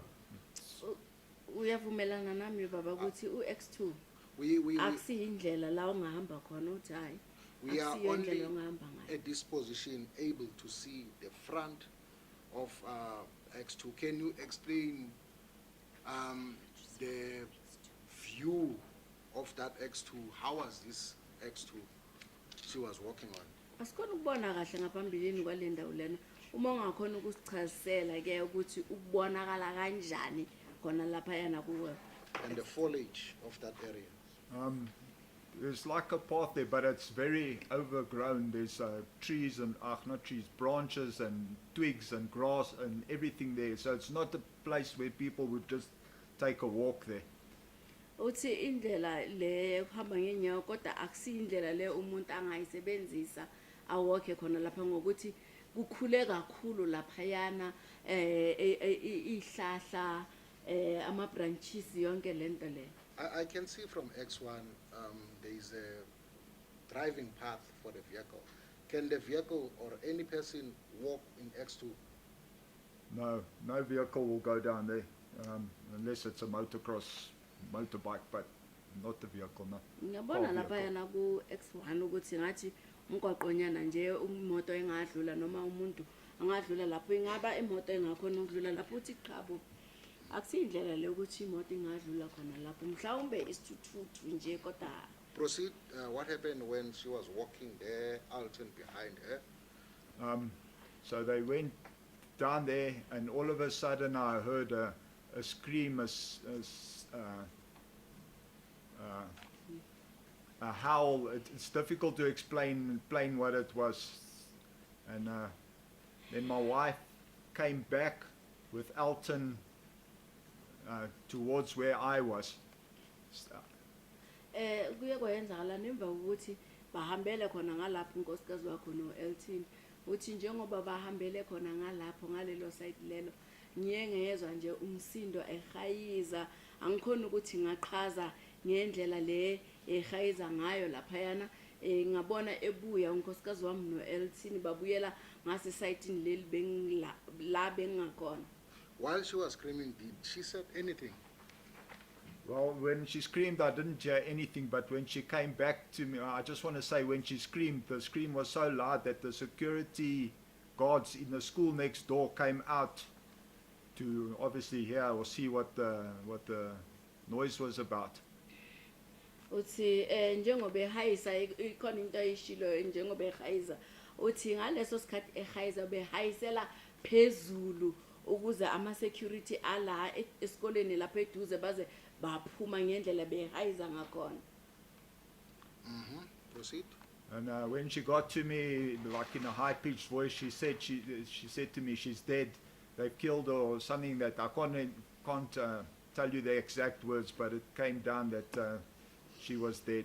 Kubela phambili uthe makafika kimi ufike ememeze ekhuluma athi hayi ufile bembulele noma ufile bengakhona ukuzwa kahle ukuthi uthini noma ukuhlanganisa inkulumo yakhe. Who was she referring to? Well, I now know she was referring to Kirsten, but at that time, we just assumed it was Kirsten. Ubekhuluma ngubani ke ngaleso sikhathi ehayiza uthi ufile ubekhuluma ngoKirsten kodwa ngaleso sikhathi leso besingazi ukuthi kwakuye. I want you to tell the court from that X2, you indicated that X2 with an arrow. How deep did she go to that X2? Well, I went in about 15 meters. I'd say Alton was 15 meters in front of me, and she was about 15 meters, I'd say about 45, 50 meters inside. Njengoba udwebile laphayana ku arrow leyana uX2 uma ngangichazisela ukuthi ungene ngaphakathi kangakanani laphayana uthi njengoba ehambile ngenile laphayana beku 15 meters laphayana njengoba uElton beka 15 meters phambi kwami ngachaza ukuthi 45 khona lapha. When she was screaming to you that they killed her, where were you in this picture? Njengoba ehayiza One. ebuya bo athi hey bambulele wena bowukuphi kahle kahle lapha mongasibonisa lapha ku photo number 1. I just like to correct this statement because the witness did not say that his wife shouted that they were killing her or something to that effect. She just uttered a scream. And when she got to him, she then informed him that she was dead. Yeah, that is correct, my lord. That's correct, my lord. No, what I heard, she said she's dead. They killed her. Yes. Yeah. And I also forgot to mention she uttered something about call the police also in that statement. They killed her, she's dead, call the police. Ekhona into engikhohliwe ukuchaza ngokuthi uye wakhipha lamagama lama ukuthi ake ubiza amaphoyisa bambulele ngiyacela abiza namaphoyisa. My lord, I'll rephrase. When she was screaming, where were you from that picture? Ithi ngilulamise ngalesikhathi ehayiza wena bowukuphi uma ngasidwebela laphayana kuleso sithombe. It's difficult to say, but I'd say where the yellow mark is, just under that white, there's a white.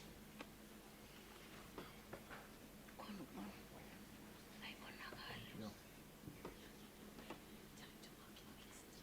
Mark it X3, sir. Kunzima kakhulu ukubonisa lana kodwa kunala ngidwebe khona ngayelo.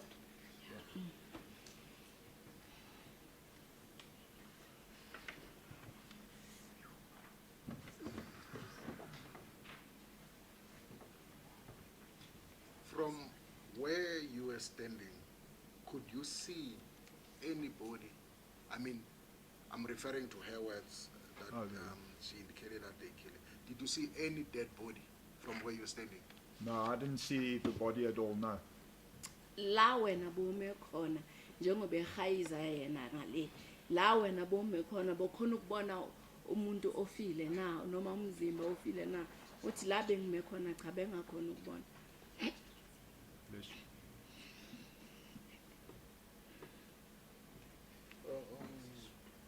Oh, it's clear, it's clear. And then what happened next?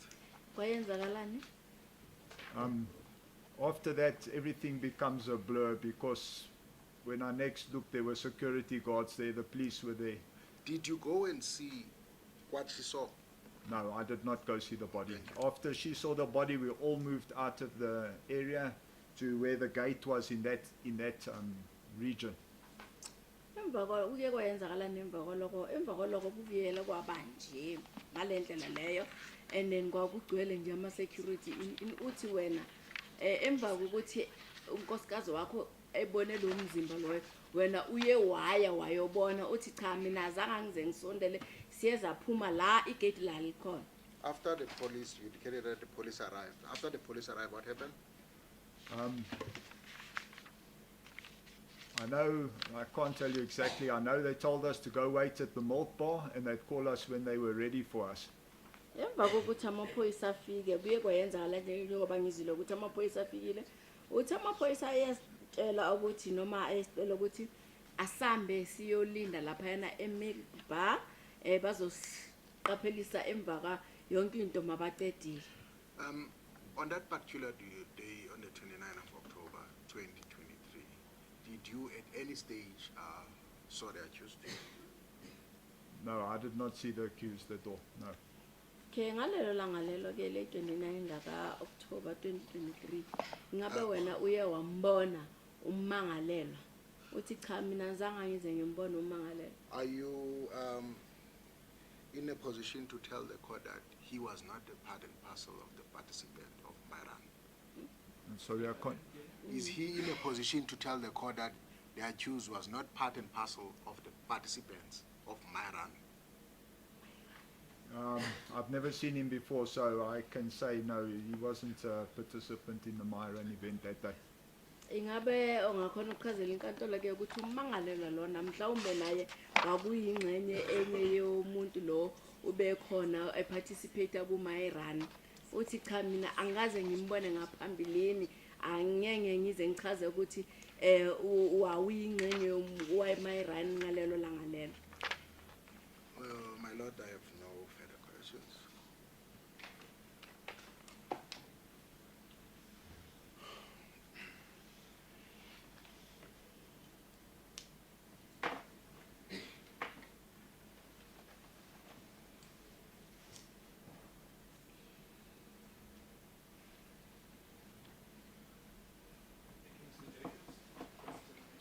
As a cop, please, my lord. So what's important to my cross-examination, I just want that you must follow this, is the issue of time.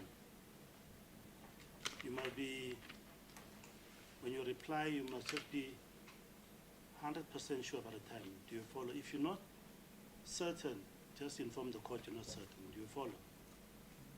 Yes, sir. Ngiyabona kubalekile kakhulu kabi kuloko engizokubuza kona mina ngizongenelela kakhulu esikhathini kumele ube nesiciniseko mayelana nesikhathi mayibana ukuthi awunaso isiciniseko mayelana nesikhathi uchaze. If I understand you correctly, that wristband belt it's been used to digitally record information with regard to the Myran. That is correct, yeah. Kahle kahle mayelana nale bhandi leli olifake la elokugijima laphayana ku Myran ibhandi leli elirekhoda yonke into mayelana ne Myran digital uthi yebo kunjani. And the information on this digital system of Myran, it will record on the 29th of October 2023 your details, because you ran that day, and that of your daughter, but in actual fact you were the person that was running. Am I right? That is correct. I have two separate bands. I have a band for me and a band for my daughter. Uthi kahle kahle imininingwane laphayana uma sibheka kule system lena ke ingakhona ukuthi ibhale uthi record ukuthi imininingwane yonke igama nokuthi wagijima ibanga elingakanani uthi yebo kunjalo nginamabhande awu2 ahlukile elami nelendodakazi yami. If you have the information, just inform the court you have. If you don't have, it's also fine. Do you have a printout of the running, of the details of maybe the outcome of the running on the 29th of October 2023 of yourself and that of your daughter? I do not have a printout, but I did record the times on a spreadsheet which I kept because I enjoy my running. So I have a time how long it took me to do my run, my specific run, and how long it took to do my daughter's specific run. I follow. Uthi ingabe imininingwane unayo mayibani ukuthi awunayo ungasho futhi ingabe ikhona la kuprintwe khona ke imbuyelwa race yakho ngalelo langa lelo le 29 zaka October 2023 uthi cha anginayo and akukhona la ngiprinte khona kodwa khona la ngibhale khona spreadsheet ngokuthi ngiyakujabulela kakhulu ukugijima lokho noma ngijabulela kakhulu ukugijima le mayirun le kula ngibhale khona nje ku spreadsheet. I take it that the system operator of my run will have the same information about your participation on the 29th of October 2023. It will have the same information that you have on your spreadsheet that you have at home, seemingly, or the other office. It should be exactly the same. Yes. Ngiyacabangela ke ukuthi le system le ulo ophethe intambo laphayana naye olulemisa izinto naye angabe anemniningwane le wena unayo leyo ibhalile ku spreadsheet yakho ukungabe umniningwane ofanayo. Ngiyacabangela uthi yebo kunjalo. The impression that I got, you've got a very fair recollection of the time that you were running, the times that you ran the day. Am I correct like that? Yeah, I've got a good idea for the times I ran, yes. Into engiyicaphelisisile noma engiyidobhile la kuwe mayelana nesikhathi kula ukhumbula khona kakhulu mayelana nezikhathi uthi yebo. Can you give the court the details of your daughter, the name and the surname of your daughter? Ngakhona ukuphisana nemininingwane la enkantolo igama elendodakazi.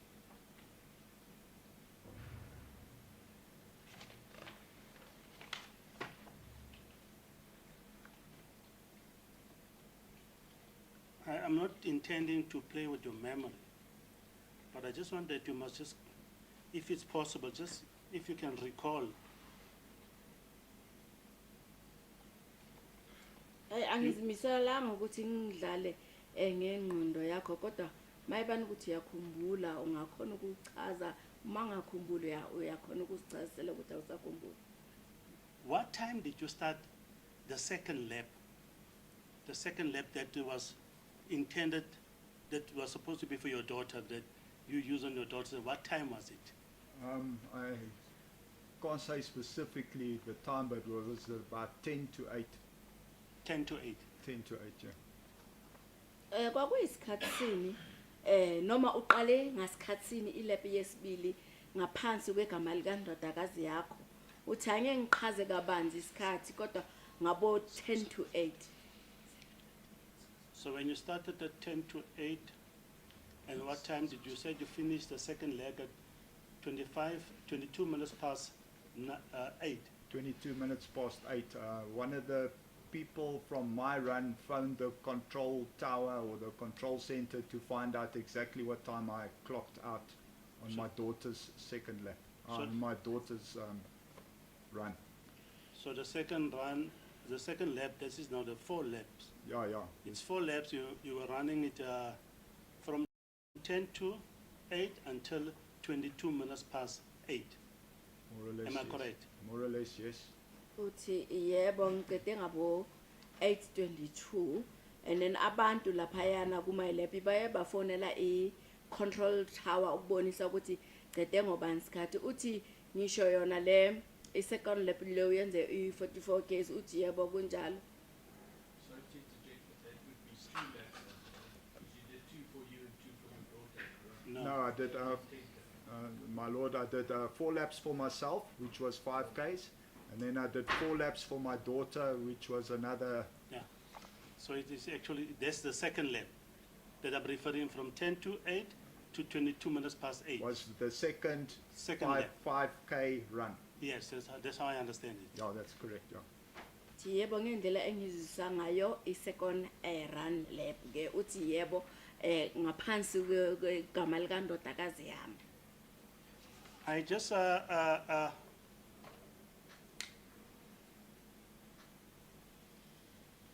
want to understand whether the times that I'm going to give you now, whether it accord with your times on that day when you started to run until you finish running.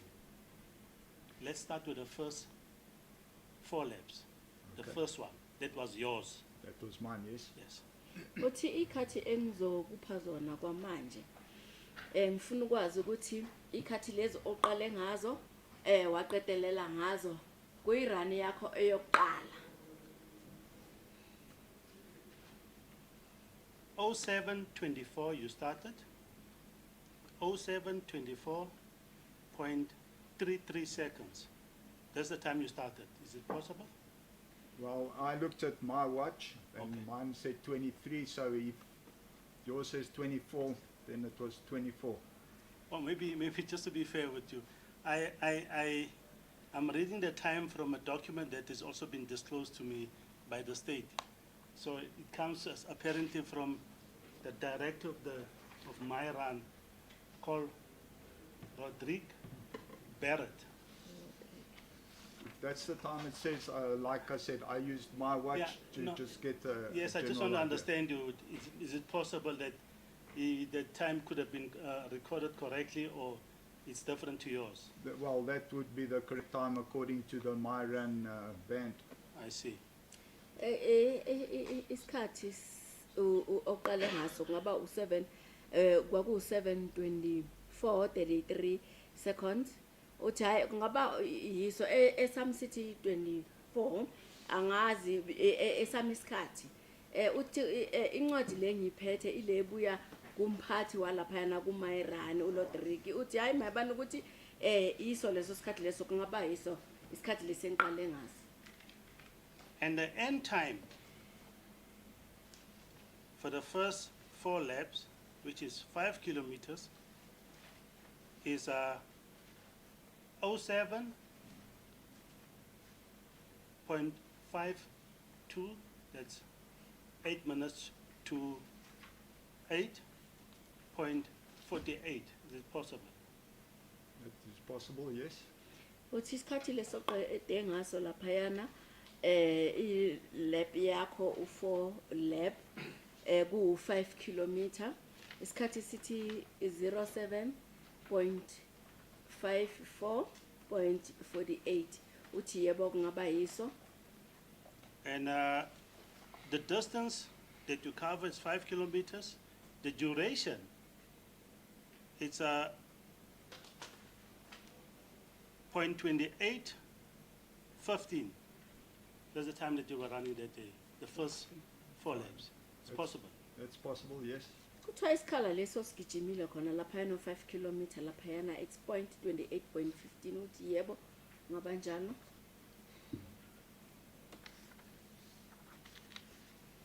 You know, I've been looking through this document that has been disclosed. The only, is it Westfall? Westfall, yes. Westval, Westfall, yeah. yes. It's Betty Westval. The name of your daughter is not on the list. Is it possible that it's on another list, or how does it work? It has to be on that list. It has to be on the list. That, Alison Westfall. yeah, all the people that participate on that are supposed to I be don't on have the to list. object to that. The person who will be able to answer that question is the author of this document, Mr. Roderick. Yes. Is the person who will be able to answer that question. My Lord, I'm not committing that he must commit himself to the list, Your National, my Lord. I just wanted to find out, is it possible there's another list? I think he has responded, my Lord. He says the name is supposed to be on the list. Uthi yabona incwadi le ngiphethe lana ne konumehluko lana kubhalwe Betty Westville lana ne kodwa igama lika ndodakazi angiliboni khona lana kusebenzeka kanjani uthi lifanele livele khona lapho. Did I follow your evidence correctly? That when you pick up the cell phone and the keys, you were alone. Your wife was not present. This other person, 𝐿𝐻𝐻𝐿, was not also present. No, they were not present when I picked up the cell phone and the keys. Ingabe ngilandelele kahle ufakazi bakho uthi ngalesikhathi udoba umakhalekhukhwini lo namakhiya owedwa lapho. Unkosikazi wakho uBetty noElton bebangekho kho lapho uthi cha ngangingedwa mangidoba lamakhiya lawo. I just wanted to try to remember this. When was the first time that you informed your wife, that's not Betsy, when was the first time you informed your wife that, or did you ever inform her that you pick up a key and a cell phone that belonged to somebody? When I was finishing, or after I picked up the cell phone and the keys, I ran past her and 𝐿𝐻𝐻𝐿 who were on their lap, whichever one it was, and I said to them both, I found a keys and a cell phone on the ground. Ngifuna ukwazi ukuthi kwakunini lokuqala uchazisele unkosikazi wakho uBetty ukuthi uye wadoba amakhiya nefone laphayana. Uye wamchazisela uthi mangimdlula laphayana elepeni yakhe yena noElton ngiye ngathi bafowethu ngidobe ngamakhiya ne-cellphone. Now Betsy and 𝐿𝐻𝐻𝐿, were they still running? Were they still completing their first lap, or were they busy with the second lap? No, I don't know what lap they were on, but they were still busy with their run, walk, whatever they were doing at that specific time. But you're not sure whether it's the first or second? I don't know what lap they were on. That I don't know. I know they were still on the course. Njengoba ubadlula khona laphayana obachazisela bebe kwi-lap yabo ingabe kweyesibili noma yiphi na noma esithathu noma yesine na othi hayi angazi ukuthi kungaba yesibili noma yesine yesithathu kodwa beba laphayana ku-lap yabo begijima noma yini bebayenza bewalka laphayana. Will I be correct that if I follow your evidence is that you spoke to them, you informed them what you found, the keys and the cell phone, and you passed them and you went to clock in your time, and then you hand over the cell phone and the keys to Manuela. Is that how it happened? I didn't stop to tell them, Oh. to show them. As I ran past, I said to them, I found a cell phone and keys, and I carried on running. Oh, I see. Mayibani ukuthi ngikuzwe kahle njengoba bachazisela bosase ugijima elepini yakho and then mawuqedile bogijimela ukuthi uyo clock off isikhathi sakho laphayana ke uthi angizange ngithi ngiye ngama ngabaqhazisela ngithi ngibadlulile ngigijima ngibatshela ukuthi ngidobe lokhu naloku ngangidlula. So if I correctly understand you, is that the cell phone that you pick up and the keys you pick up, the first person that you gave those items, it was Manuela. That is correct, yes. Mayibani ukuthi ngikuzwe kahle ekudobheni kwakho i-cellphone leyo namakhiya umuntu oqala okumnikezela zona kwakuManuela uthi yebo kunjalo. So it can be correct if I say that the cell phone and the keys, the cell phone was given to your wife Betsy, and she took the keys and she went to the parking area and she unlocked a motor vehicle parking area with that key. That can be correct because it didn't happen that way. I gave the keys and the cell phone to Manuela. What happened after that, You don't know. I cannot tell you. Kuzube kungasi igoloko umayibani ukuthi kuyenzekele ngalendlela lena ukuthi unkosikazi wakho uBetty umnikeze amakhiya wahamba wayala phayana ne-cellphone parking lot wavula imoto akuyenzakalanga ngalendlela le uthi chabo mina ekudobheni kwami amakhiya nomakhalekhukhwini ngiwanikezele uEmanuela ukuthi kuyenzakeleni emva kwaloko angazi.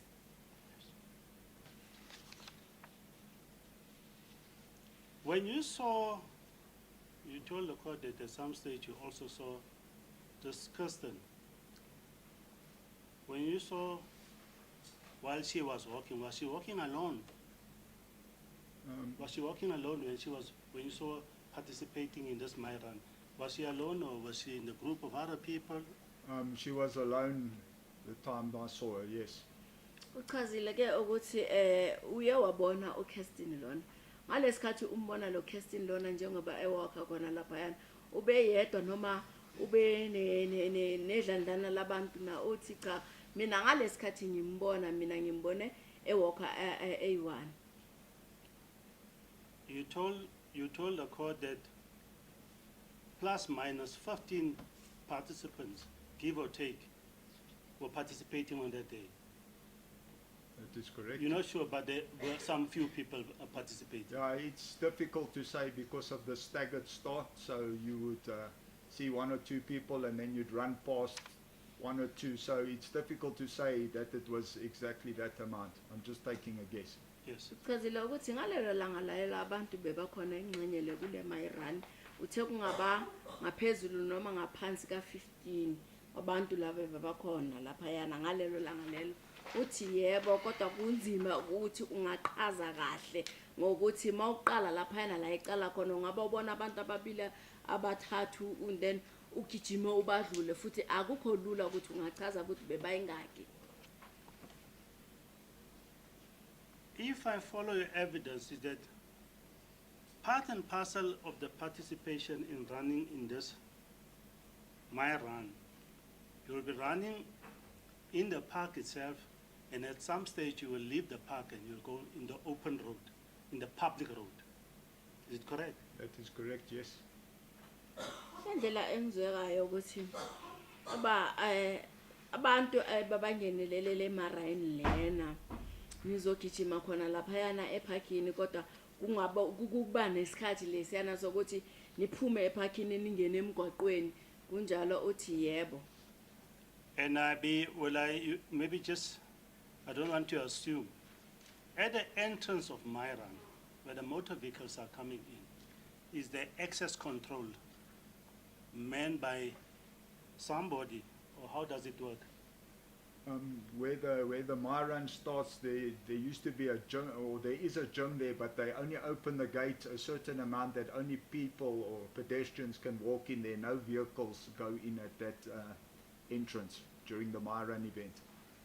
Uthi khona lapha kungena khona ku My Run lapha yana mawungena ingaba khona umuntu okhona lapha yana ohlelile bona ukuthi imoto zingikana kahle ngomumu akwazi ukuyenza ukuthi isimo sibe kahle ngaphansi kolawulo uthi khona lapha yana mawungena kune gym lapha yana ngase gateini kodwa ibalile igym leyana ukuthi kungena abantu abayingaki kodwa akufuneki ukuphazamiseka abantu balapha yana ku My Run. The entrance where the people are coming in, I want to know whether is it controlled by somebody's security, that you need to inform what are you doing, what is the purpose that you're coming in. Is there any access control, somebody that is manning that gate? No, there's no one manning that gate during the My Run event, no. You just come in and go in, and so on. You just go in and do your run. Mina into engifuna ukuyazi kahle kahle lapha yana mawungena ientrance ingaba khona umuntu olawulayo lapha yana ebuza imibuzo ukuthi isizathu sakho ukuthi ube la yini uzoyenzani ini uthi cha bo akunamuntu lapha yana uyayingenela nje kuphela uqale ukuyenza izinto zakho akekho umuntu olawulayo lapha yana ebuza imibuzo. At the back of the park, you said there's an access road to a gate that gives access to the people that are running. They need to run on the public road. Oh, the pedestrian gate, yes. Yes, the pedestrian gate. That gate, is it controlled? Is there somebody that takes care of that gate, or is it just an open gate? It's all. It's only open for the My Run event. After that, it's closed. So there is no access control in the sense that during the My Run event. Uthi lapha yana ngasemuva eparkini lapha yana uthe kune gate lapha yana la kungena khona wonke umuntu ubuya ngale ngasemgaqweni noma ubuya ngasemgaqweni ingaba ukhona umuntu oma lapha yana alawulayo lapha yana egateini uthi cha bo akekho umuntu olawulayo lapha yana liyavulwa ukuthi wonke umuntu oze kumayirani akhona ukungena laphayana ukuthi akekho umuntu olawulayo. Is there any monitoring of participants when they are running outside in the public room? Is there somebody that takes care of them? Ingabe khona umuntu obhekayo alawulayo mayebani ukuthi abantu bekhona kumayirani baphumela ngaphandle emgwaqweni, khona umuntu obhekayo laphayana alawula abheke ukuthi ubani uphumile izinto ezinjani?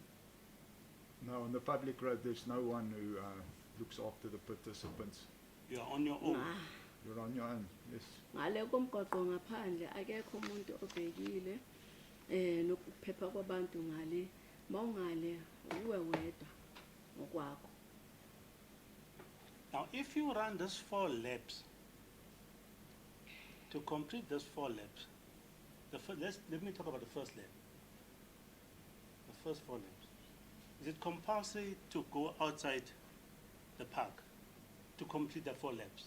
Yes, if you want to do the 5Ks, you have to follow the route, and part of that route is out on the public roads, yes. Ithi ngikhuluma ngale lap le yokuqala le ukuthi uqede ama lap awu 4. Lokho kuvunyelwa ukuthi ungaphuma ngedate uye ngale ngomgwaqweni ukuthi uqede lama lap awu 4 uthi yebo ukuthi uyenze lo 5Ks lona kumele ulandelele lo mgwaqo lo iroute leyo uye ngaphandle ukuthi uqede lo 5.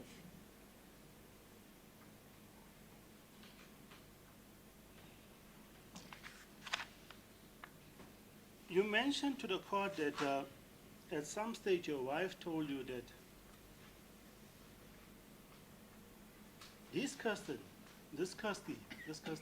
she must be somewhere in the park, am I right?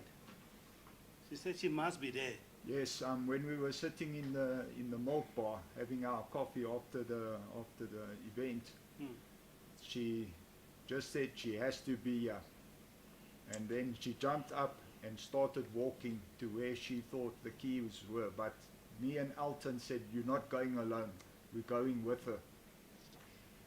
Defuna ukuzwisisa kahle la unkosikazi wakho lona uye wakutshela ukuthi lo Kirsten lo ukhona la ngaphakathi la fanele bekhona la ngaphakathi lana ngithi uthi yebo ngalesikhathi sicedile imayirani sesihleli lapha yana ebar lapha yana emilk bar lapha yana ikhona into ayikhulumile athi �薇ngiyazizwa manje lo muntu lo fanele ebekhona la ngaphakathi ufanele abekhona la wasukuma nje waya khona lengathi angeke ukwazi ukuthi uhambe wedwa uyele sasukuma samlandelela no LT.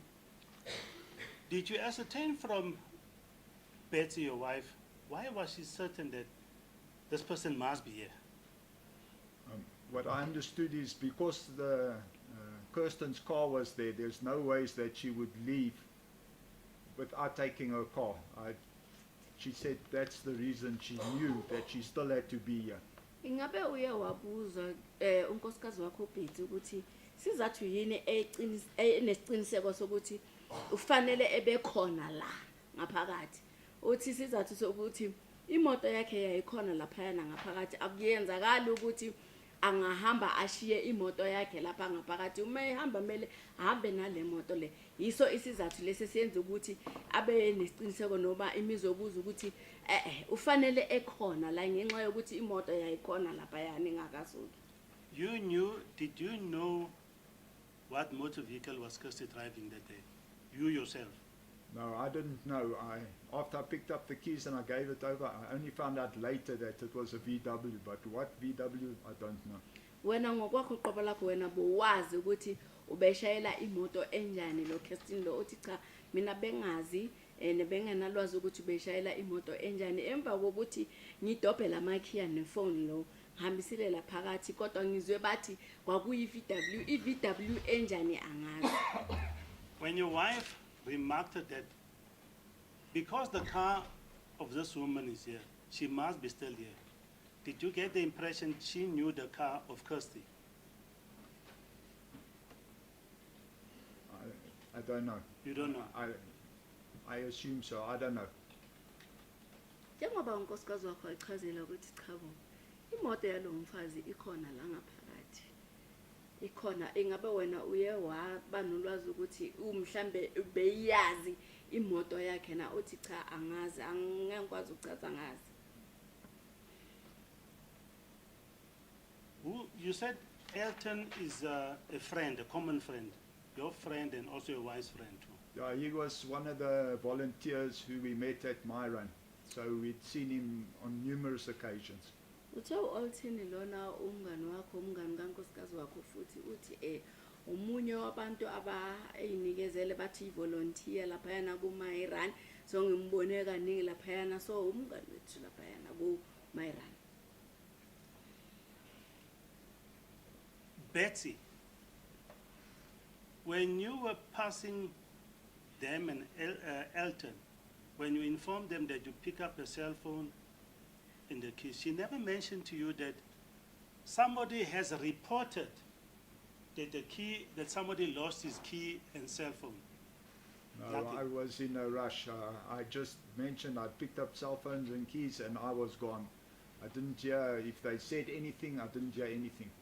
Ubhetsi lo nkosikazi wakho akazange nje achazisele ukuthi kunomuntu oye wafika laphayana ezoreporta ukuthi khona umuntu olahlekelwe umakhalekhukhwini ngamakhiya wakhe, uthi cha bo mina ngangijahile kakhulu ngiye ngabatshela nje kuphela ngijahile ngangibhizi nerun yami ngadlula.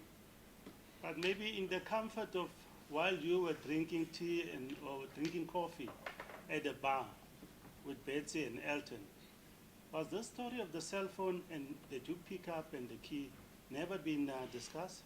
Yeah, obviously we were talking whose keys is it, whose cell phone is it, or I don't know if they'd already worked out her name at that stage, but we did talk about it. It's not as if we just sat there and drank coffee. Yes. Uthi ngalesikhathi nihleli lapha ebhani phuza ucoffee wena nonkosikazi uBetsy no Elton, akuzange kuze kube nobuzo nje ukuthi amakhiya nama cellphone la atholakele ukuthi akabani negama ini, uthi cha bo vele ngempela njengoba sihleli lapha yana sasikhuluma nje ukuthi kungaba impahla le ekabani lethu engitholile lapha yana, kodwa sasingazi igama ukuthi impahla lena ekabani. Did you inform Betsy, your wife, about the person that was missing, or did she inform you, or did Manuela inform you as a group? How did it happen? That I don't know. I found out that Kirsten was missing. That was the lady we were looking for. I think Manuela showed me a photo. I cannot recall exactly how I found out about it.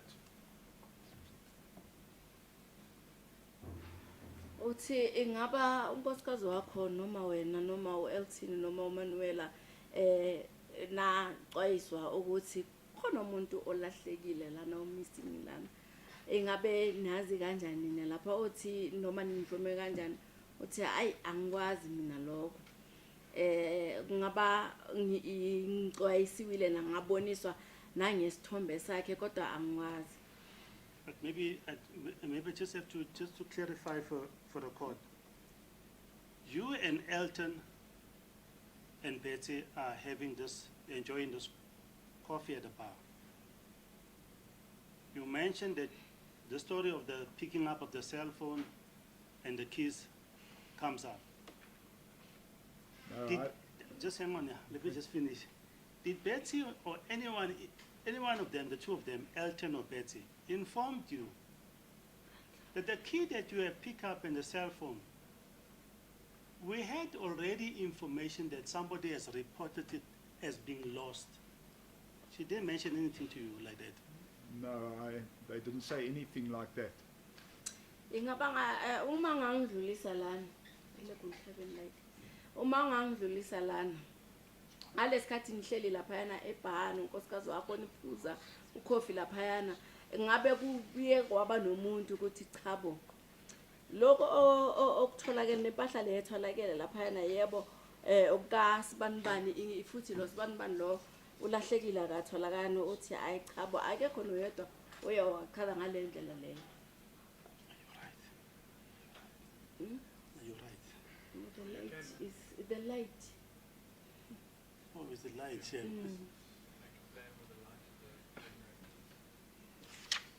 puts you in the spotlight. It's too bright for my eyes. Yeah, thank you, my lord.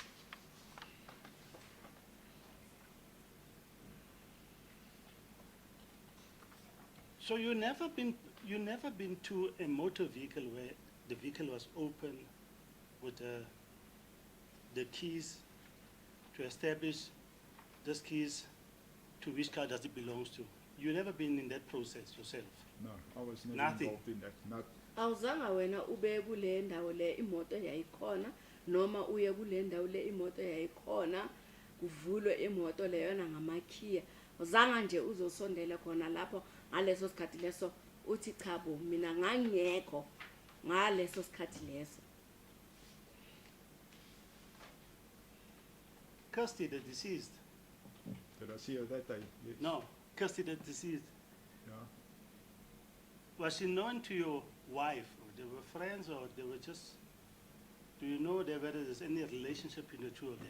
No, the only relationship was that we'd seen her at previous Myron events. We didn't even know her name. Ingaba lo Kirsten lo mufi lona ingaba kuumngane kankosikazi wakho noma ina uthi cha bo hayi thina sasijwayele ukumbona kulama event wama race ne kodwa besingazi igama lakhe.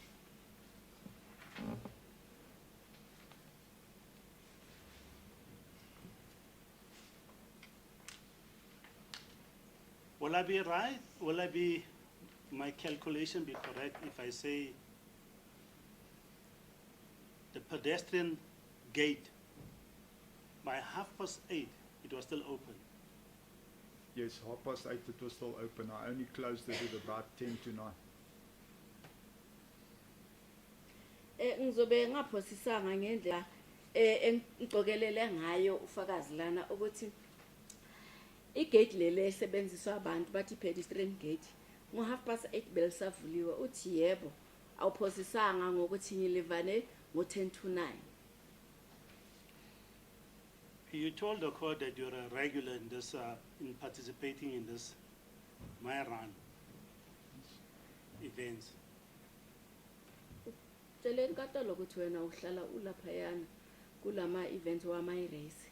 Is there any cameras installed at the pedestrian gate that you know of? I wouldn't know. When don't I'm know. running, I run. You just run there, you just come to I run. don't go looking around. Ingaba akhona ama camera kule gate leyana ke mawungena ugijima laphayana ngamhlambe ungabe unolwazi ukuthi akhona abekiwe khona laphayana uthi cha bo mina mangijima ngiyagijimela nje kuphela angisumuntu ogijimaya aloko aqalaza nje ukuthi kungaba kunani ngibheke nje lento engizoyenza ngigijima laphayana. You said when Betsy and Elton went down by the hall where there are trees and branches, from where you were standing, how far was it from where they enter? From where they entered. Yes. You remember you said there's a hall and some branches that down the slope. Yeah. And Oh, they how went- far had I gone in? No, you were standing. From where you were standing. Do you follow? No, I don't understand. I Yes. Can I explain? Yes. I showed them where the keys and the cell phone were found. Yes. And then Betsy said she's behind here. And then she ran up that road. And Elton started running behind her. And then I started following her. So we were like in a straight stripe. And then she went in behind where the wall is. And then Elton went and then me. So I was about 30 meters or so behind my wife and about 15 meters or so into the road. The growth, yeah, down that path. I see. And you said, she said, Umele bezama ukubuza eke ukuthi wena bowukude kangakanani isikhala njengoba uBetsy no Elton bangena ngale ngasebondeni duze nebonda nezihlahla laphayana uthi hayi angikutholi kahle uthi ithi ngichaze ngale ndlela lena la sasikhona sasihamba khona nonkosikazi no-Elton kwaku-30 meters laphana uBetty la yayihamba khona no-Elton mina ngangiyenza u-15 millimeter laphona laphana ngale ngasendleleni la kugcwele khona kuhlangahlangene khona njengoba esho mina ngibabonisa ukuthi ngithole la lempahla lena noma ngidopela lempahla le wathi uBetty ufanele bekhona la njengoba agijimela khona le ngasemuva khona le njengoba umlandelela naye uElton. You mentioned that she said she must be behind here. Yes. Behind what? Behind the trees and the overgrowth or whatever that was on that bank that went down towards the school. Uthi uchazile ukuthi uthe unkosikazi wakho ufanele bekhona la ngasemuva kwani uthi ngasemuva laphayana la khona ukuhlangahlangene khona kugcwele khona la ngase ehlahleni khona la ngasesikolweni. You're absolutely sure about that? That's what she said. Words to that effect, yes. That's why she started running. That's why she started running. Uqinisekisile mayelana naloko ukuthi iloko akushilo uthi yebo yikho eqalisile ukugijima. But from where you were standing, where you pick up the cell phone and the key, you could not see inside down there by the slope. You can't see. No, That's not correct, sir. Because Mr. Jacobs, if I understand the evidence of the witness correctly, he never stood. He actually followed. no, as soon as she started running with Elton behind her, I started after them as well.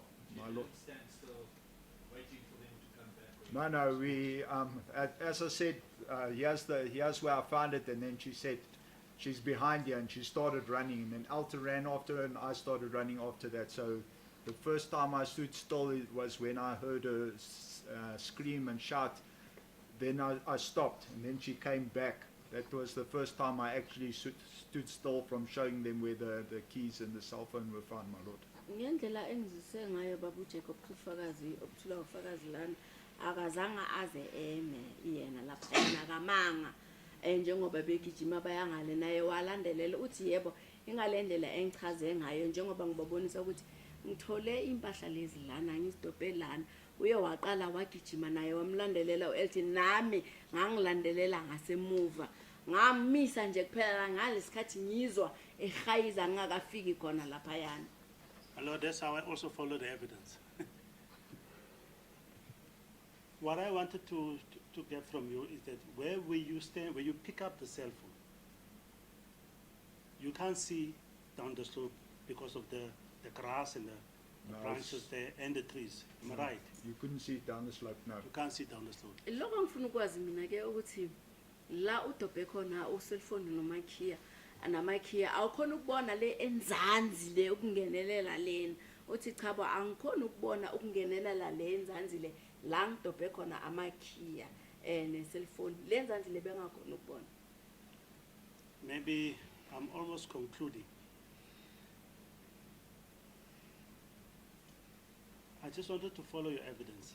When you pick up the keys, it's when you were completing the fourth lap. Fourth lap So of you're my- running back now. I'm running, going back to finish off the fourth lap, yes. Ngalesikhathi wena udobha amakhiya kula uqedelela khona ilap yes4 ngalesikhathi udobha amakhiya ne cellphone uthi yebo bengigijima ngibuyela kuyoqedelela lapha yana ulap. My lord, can I just approach?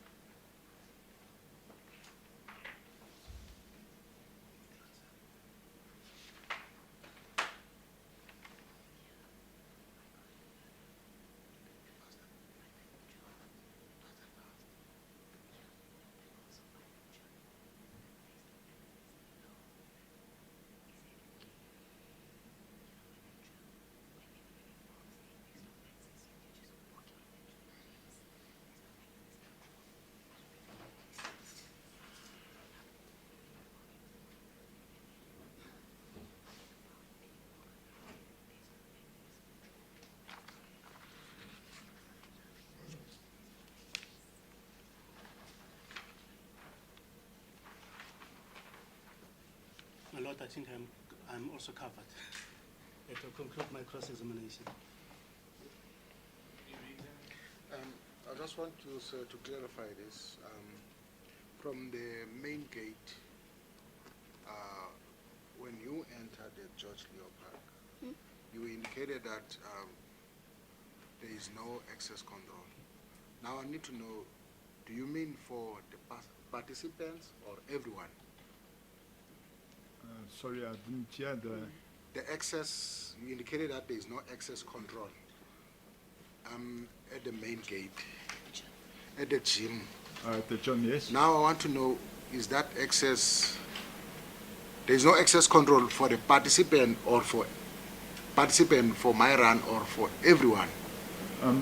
What they normally do is it's a vehicle entrance, but they only open the gate wide enough for people to run through or walk through. So there is no access control. The gate is just opened wide enough for a person or persons to run through, but the vehicle cannot go through that gate during the Myran event.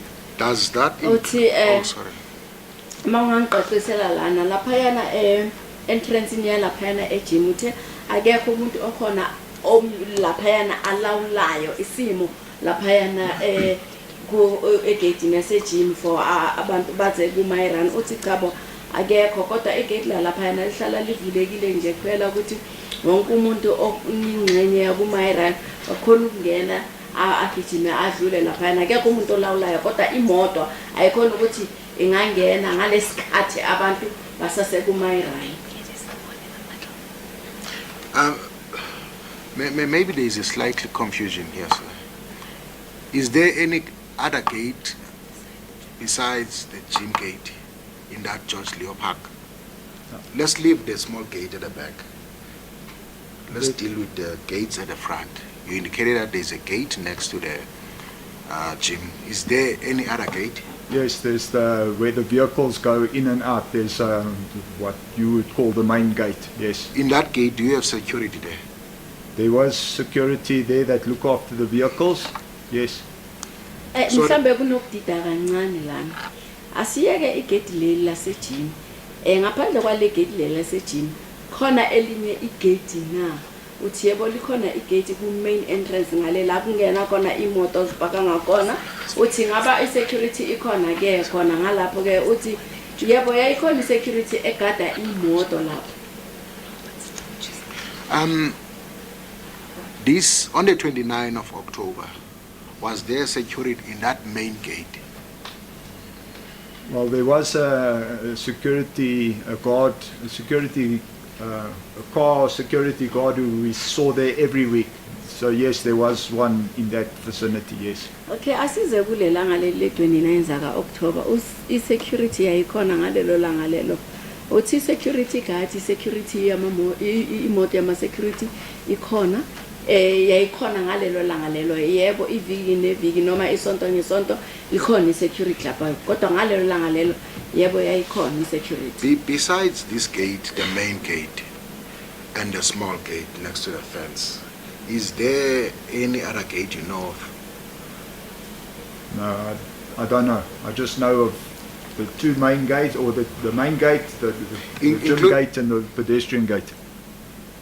Ngaphandle kwalama gate lawa amabili ngabe ikhona noma akhona amanye ama gate ngaphandle kwalawa uthi chabo hayi ngaphandle kwalama gate engwaziyo main entrance nale yasegym. When I'm referring to the gate, I don't mean a gate that is open, including the gate that is not opening. Is there any gate that you know? No, I don't know. I don't know of any other gates. La ngikhuluma ngama-gate angikhulumi ngama-gate nje kuphela wona lawa ama-gate noma angavulwanga akhona ama-gate khona lapho uthi hayi angathi ngibona nginalwazi ngalawa ama-gate. Now let's go to this gym. You are referring to the gate gym. Are the people, any other people are allowed to enter that gym gate if they are not participating on the Myran? Yes, anyone can enter it during the Myran event. Asikhulume ngale gate leli lasegym laphayana. igate leli noma ubani uvunyelwa ukuthi angangena ngale gate leliyana uthi yebo noma ubani uvunyelwa ukungena ngale gate leliyana for uMyRime. And then that made that gym gate. Can you use access to that gym gate to go to the restaurant? Yes, but not directly. You'll have to walk around the tennis courts, but you can go to the restaurant from that gate, yes. Le gate lela se gym yakhona ukuthi le gym leli ukuthi likufikise laphayana ku restaurant uthi yebo kodwa hayi ngalendlela elula mele uhambe uye ngale udlule ngase tennis court kodwa liyakufikisa lapha. And then if you want to go straight to the restaurant? My Lord, I think the prosecutor, I almost wanted to say shame, is leading, he wants to lead new evidence. Maybe he must just ask the permission of the court. Your Worship, my Lord, I don't have any issues with regard to what he is trying to get on record, my Lord. If the court will give me also an opportunity to cross-examine on that aspect that is introducing at this stage, my Lord. Mr. Jacobs, you were just in time because I was going to go there also. There's a copy, my Lord. Apologies, my lord. John, be careful. No further examination. Apologies. Was it done? May the court bear with me, please. Still.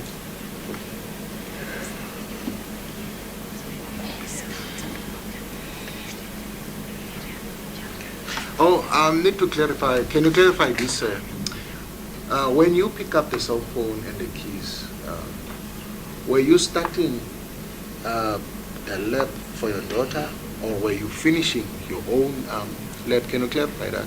The evidence is on me. May the court bear with me?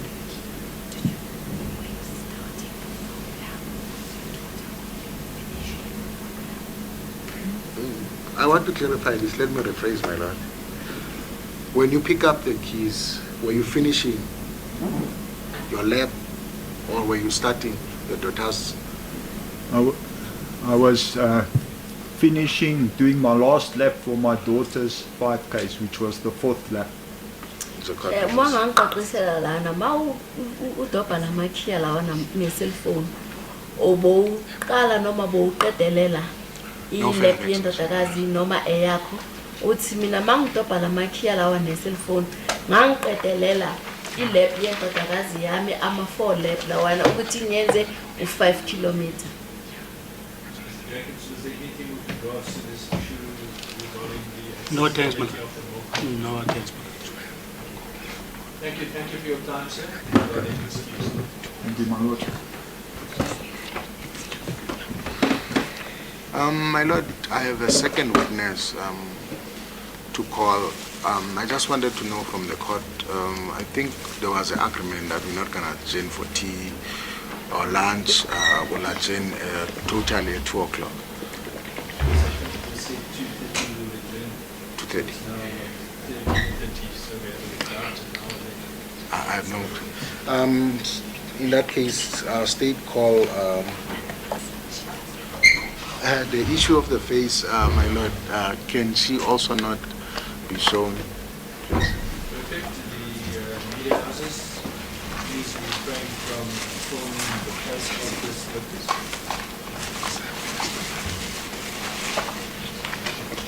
It's, I mean, it's,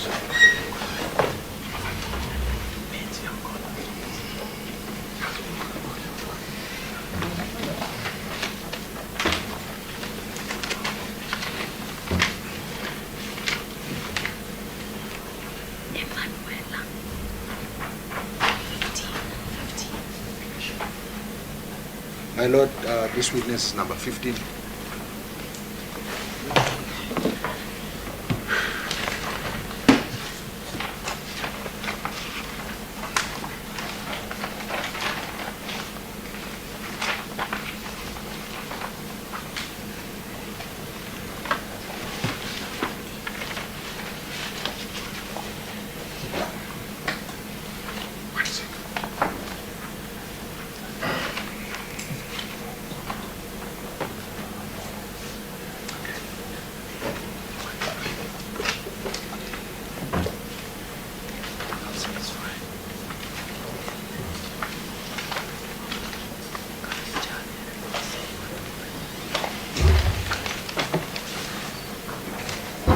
Care Drive in Morningside, Sandton. Uhlala kuphi? Sandton, Morningside.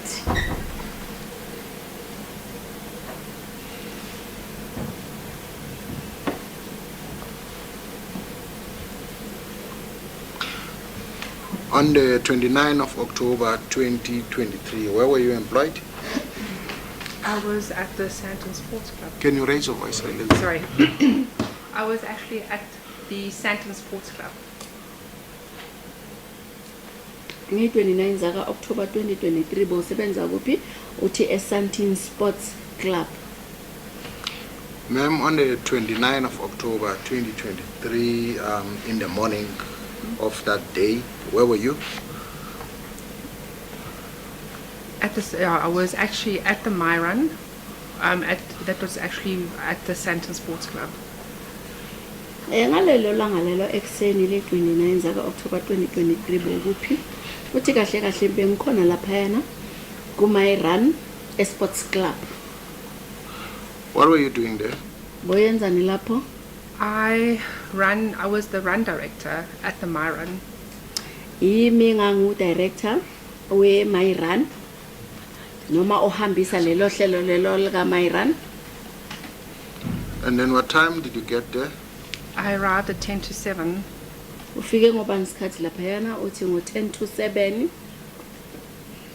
And can you just indicate for this honorable court, as a director for Myron, what are your duties?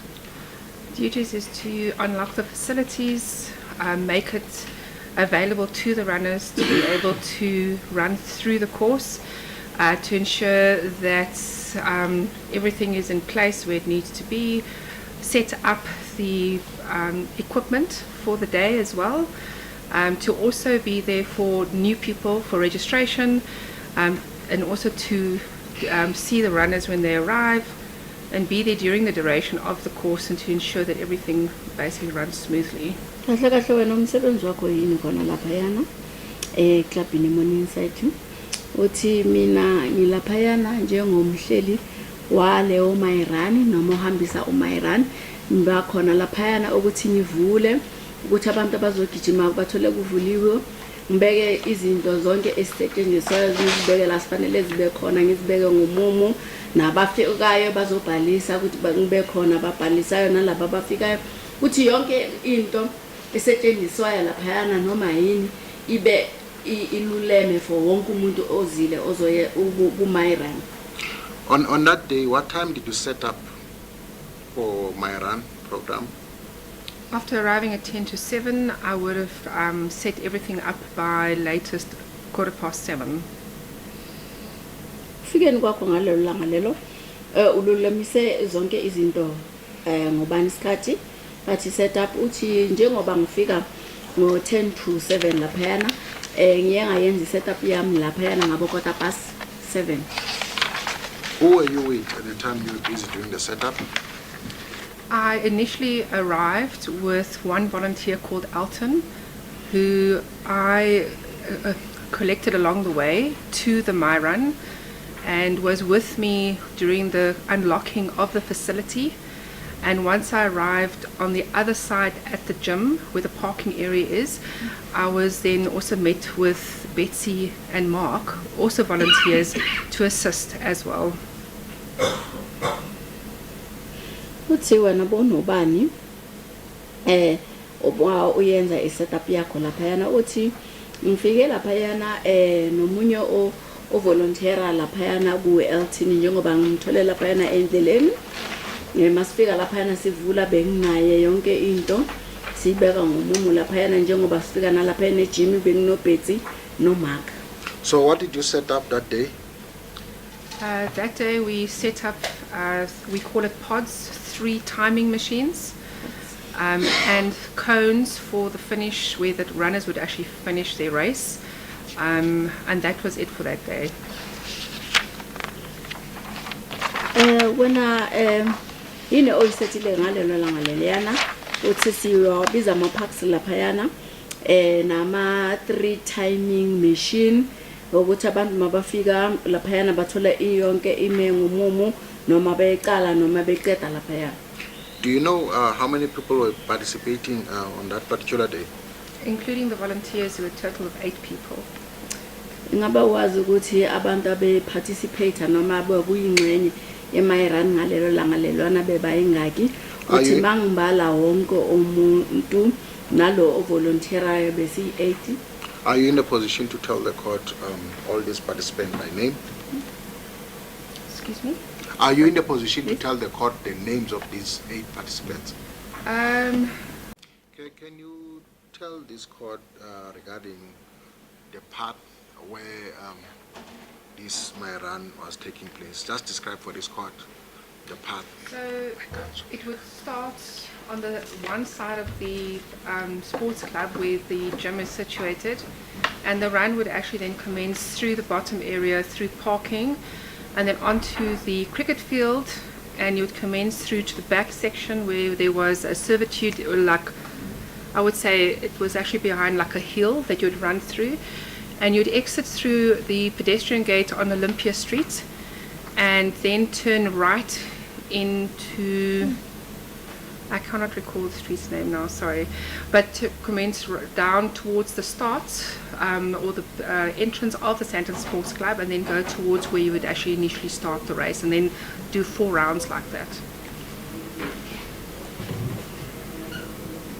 Ungakhona ukuchaza ke ukuthi indlela lesetshenziswayo ukuthi ipath eyiphi lesetshenziswayo laphayana ku-Myran uthi izocala laphayana ku-sports club ngasenzansi laphayana udlule uye ngale ngase-parking udlule laphayana ngase cricket area udlule uye ngase-Olympias laphayana ungene ngasemgwaqweni uthenelela ngapha ngasesandleni sokudla ungene ngale ubuya ngase-entrance ye-sports club uyofikelela laphayana uqala ngakho. Can you just clarify where do you end this run? Where do I end it? And yes, from the park, I'm going to show you the aerial photo which was admitted as Exhibit C.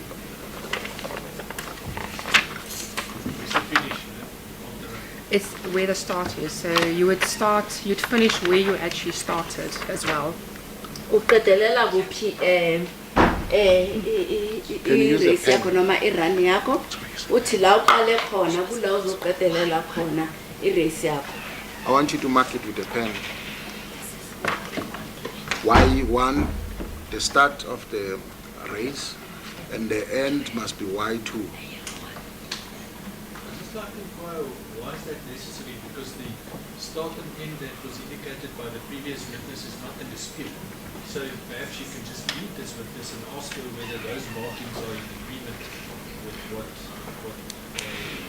with the evidence. As a copy, and a court would just need to look at another exhibit.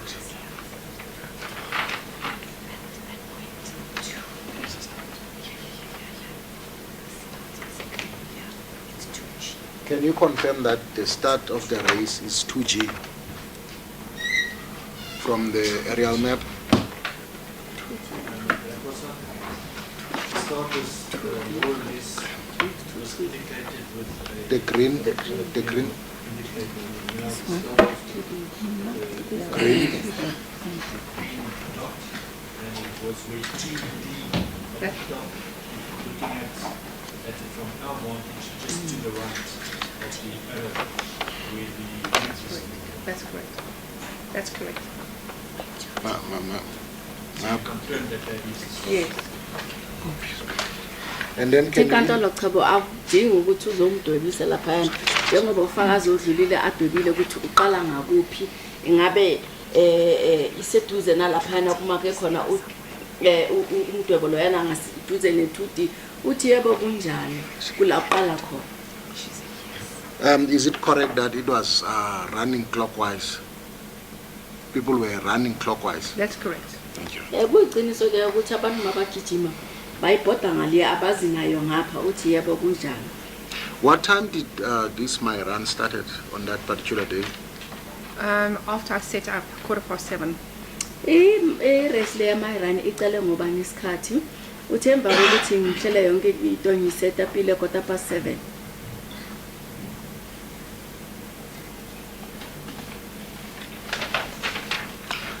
Where were you when this run started, my run started?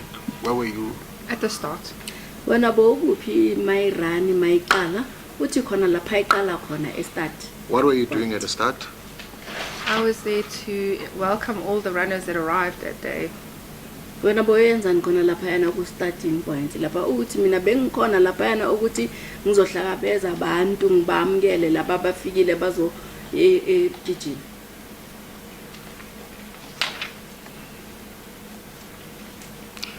Did you remain there until they finish their race? Yes, I did. Uye wahlala lapha ukufikelela baze baqede irace yabo uthi yebo kunjalo. Do you know a person by the name of Kirsten Kluyts? Ngaba uyamazi Yes, I do. Yes, I do. ngaba uyamazi umuntu lo wegama abathi Kirsten Kluyts? Can you tell the court? Yebo, ngiyamazi. Can you tell the court on the 29th of October 2023, how was she wearing? If I recall, sorry. Ngakhona uchazisela inkantolo ukuthi ngalelo langa lelo le 29 zaka October 2023 lo Kirsten ubegqoke kanjani? I recall her wearing a blue t-shirt, a 3/4 ski pants. She was wearing a light-colored, either white or beige cap with sunglasses that day. She also had earphones with a phone in her hand as well. Ngiyakhumbula befake i-t-shirt eli blue nom 3/4 ay brogo pants tight and then ubefake ikepisi ube na earphones. What was she doing? Was she running? Was she walking in participation with my run? What was she doing exactly? She was walking. Yena ubeyenzani kahle kahle lapha yana ku my run? Ubegijima noma ubeyihambela uthi ubeyihambela? Did you during that day have any interaction with her? Not speaking. No, I didn't speak to her directly. No. Ingaba ngalelo langa lelo wena uye wa xoxa naye noma wakhulumisana naye uthi cha ngalelo langa lelo cha? Do you know what time did she start it? If I recall, she started 7:19. Ingaba unolwazi ukuthi waqalisa ukuwakha ngoba isikhathi ngalelo langa uthi uma ngikhumbula kahle waqalisa ukuhamba ngo 7:19.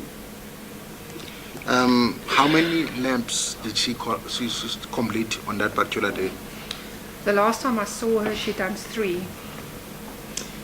Ube yenze amalap ayingaki ngalelo langa lelo mayibani ukuthi uyakhumbula uthi okugcina ngimbona ube seyenze awu 3. During the time she was busy with her laps, did you at any stage have any interaction with her? Sorry, can you repeat that? Sorry. Did you, during the time she was busy Yes. with her laps, did you at any stage have any interaction with her? I didn't speak to her directly. I just physically just acknowledged her every time she passed. You know, just saw her basically. But I didn't speak to her. No. Uthi ngalesikhathi lesi eloba ayenza amalap wakhe ebusy uye wakhuluma naye noma uxoxisana naye uthi cha angikhulumisananga naye ngomlomo noma ngamazi ukuthi nje meke edlula bengikhona ukubonisa nje ukuthi hayi ngibonile udlulile njengoba edlula. Do you know what time did she finish her first lap? No, I don't. Ngaba unolwazi noma uyazi ukuthi waqeda nini ilap yakhe yokuqala uthi cha ngazi? Ma'am, did you at any stage you took the picture of that lady? Yes, I did. No, that is now very leading. Very leading. I'll rephrase the question. You indicated that you were chatting with her in some stage. Was there any other way of sharing her while she was busy with her laps?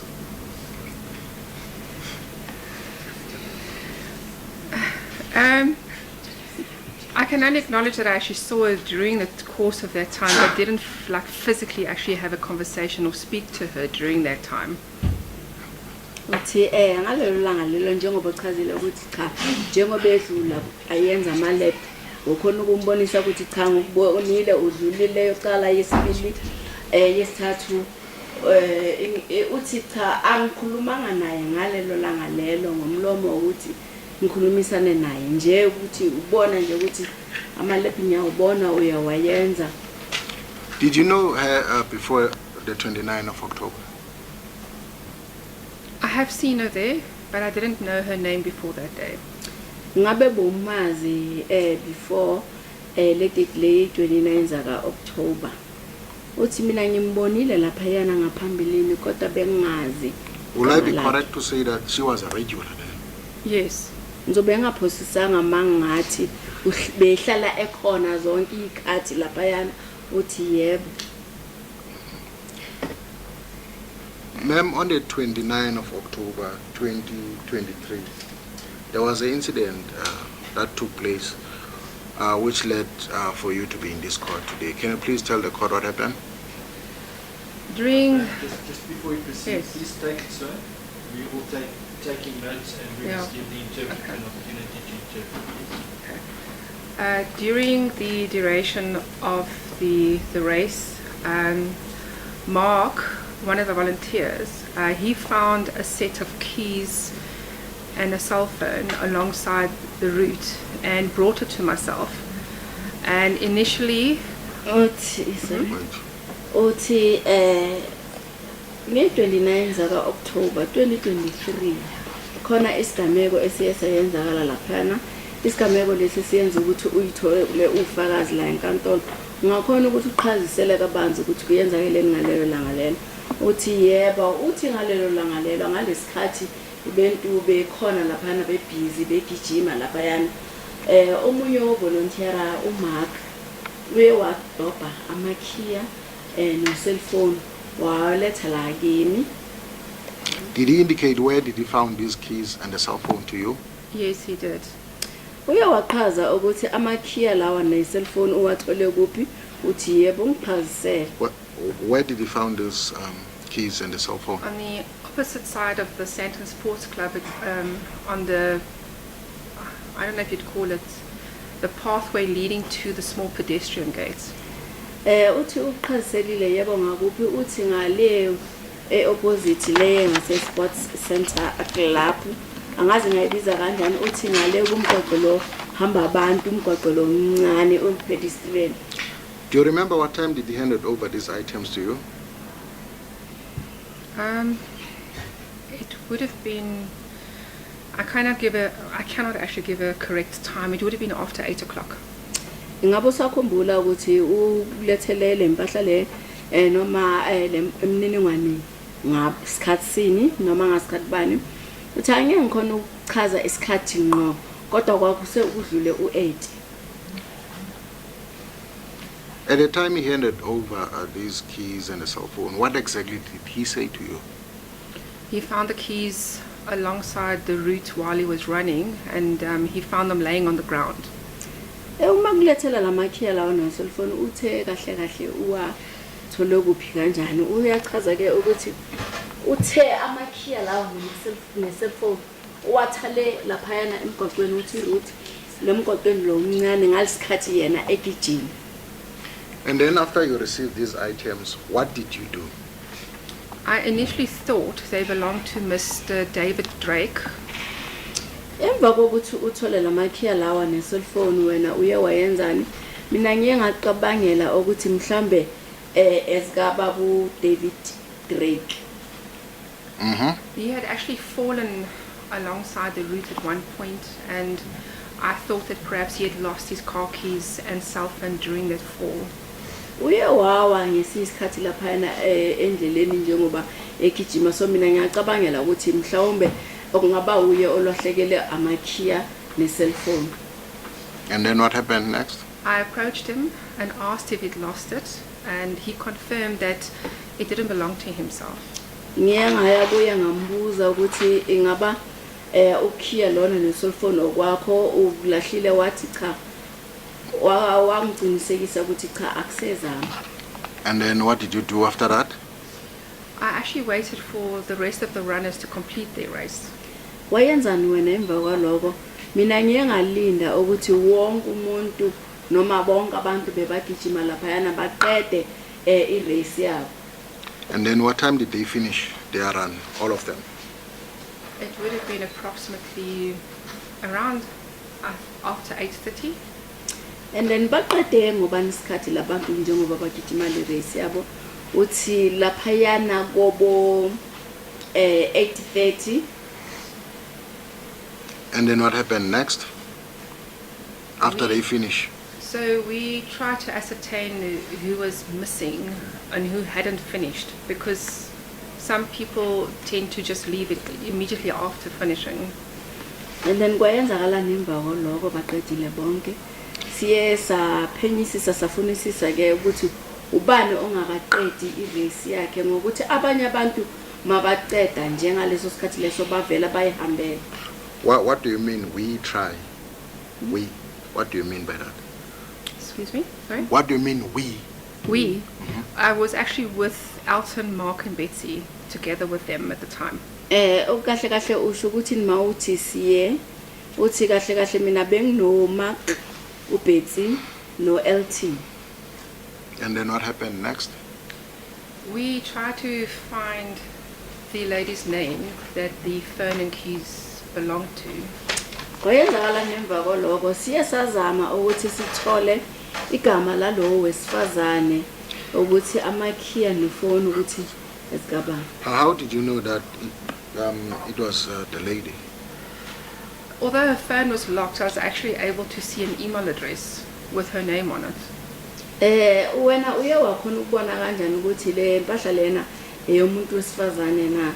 Uthi noma ifoni yakhe beyilokhile kodwa bengikhona ukubona i-email address yakhe ngegama. How can you just explain that? If you push, I don't know, that day I do recall to actually I found her name on her phone. Kanjani chaza kabanzi uthi uma usunduza nje uphusha ngikhona ukuthola igama lakhe lapha efonini. Okay. I think you should explain that. I don't understand it. How did you do it? It's very difficult to explain. It's quite a while ago. It's just that I know a phone is normally locked, but I was able to somehow actually see her name on the phone to find out her actual name on the phone. Kuyafanele ukuthi uchaze kabanzi. Uthe sifunzima kabi ukuthi ungachacha uchaze ngokuthi isikhathi lesi side phela kuyenzekile lenhlekelele kodwa lokho ngikwaziyo ukuthi ngiye ngakhona ukuthola igama lakhe ngifoni yakhe efonini lapha yana.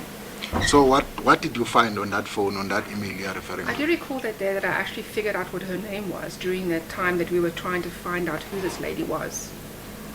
Nile utholile igama lapha yana efoni yakhe uthi ngiye ngazama ukuthi ngicabangisise ngithola ukuthi ubani lo sisi lo noma lo wesifazane ngalelo langa lelo nokuthi ubani igama lakhe. And then what was shown exactly on the phone? Yine yebonakalisile kahle kahle lapha efonini. Very hard to recall now. Kunzima say precisely. Kunzima kabi ukuthi ngakhumbula manje ukuthi ngachaza ngqo.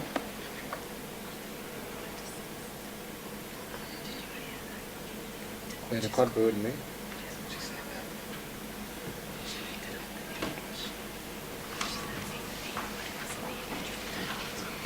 And then you indicated that it was she, and then I asked you, how did you know that? Now my question is, how did you know that? Did the phone show the name? I was just able to ascertain what the lady's name was from the phone that day. Uthe wena kwaku sorry. Uthe wena uchazile ukuthi kwakumuntu wesifazane. Yini ebonakalisile lapha yana uthole igama, ifoni ibonise igama na. Uthi ngiye ngakhona ukuthola igama lakhe ukuthi ubani efonini lapha yana. What was the name that was showing on the phone? I knew that her name was then Kirsten Kluyts. That's what I found. Igama efonini litheni lapha yana uthi ngazile ukuthi igama lakhe kwaku Kirsten Kluyts iloko ngikutholile. After you established the name, what happened next? We decided to split up, the volunteers and myself, and to do a search for her on 3 different routes of the Sandton Sports Club. Emva kokuthi uthole igama lelo kuye kwayenzakalani siye sathatha isinqumo sokuthi asike sihlukane sonke mina uKirsten mina noElton nalabo abanye abavolunteer sahlukana ngendlela ezu3 ehlukene ukuthi sike sihambe siyomfuna. Mark followed the clockwise route along the bottom side of the court, and Betty went through, not on the route, she went through the parking area, cut right across. uMark uhambe ngale ndlela enqumlela ngale ukufika ngale Nzansi ngase court. uBetty yena uze ngapha wejim la ijim ingakhona. Continue. Myself and Alton climbed into the car and we drove on the road towards the pedestrian gate on Olympia Street. Mina no Alton singene emotweni sashayela ngemoto ukufika ngale emgwaqweni lapha kuhamba khona abantu ngase Alton Street, Olympia Street. I'm sorry to interrupt you. I just want you to clarify this issue. How many gates are there in the George Leo Park? There are 2 gates that are unlocked. Hayi uzongixolela ukuthi ngengenelele ngokuphazamise kunamagate ayingaki lapha yana uthi kunamagate awu2 la akhiwa. Can you explain them? Where are these gates? So the one gate is the pedestrian gate on Olympia Street. Ungachaza ke ukuthi amagate lawa angakuphi. Uthi gate lokuqala eleli abantu abahamba ngenyawo ngase Olympia Street. The second gate I unlock is the one leading to the parking area where the gym is situated. Igate lesibili la le ngalivula lingale la kune gym khona lele ngivulile. Okay. I'm going to have to show you Exhibit C. I need you to point out the second gate that you are referring to and the first one, which is at the Leo, small ones. The pedestrian gate.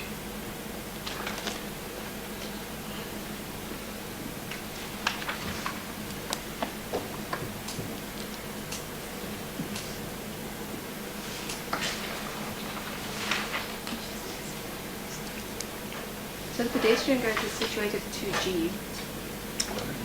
2G. It's already marked. Yeah. And then the other gate, gym gate. Utha igym leli elihamba ngabantu benyawo lingale ngase 2G. Uthi okay igate leli elikhulu kona ke main gate lingakuphi? I would say it's either 2B or 2C. It's on that corner there. Uthi igate leli lingaba phakathi lapha yana ko 2B noma u2C lapha yana ekhoneni. Can you clarify this as a director of my run?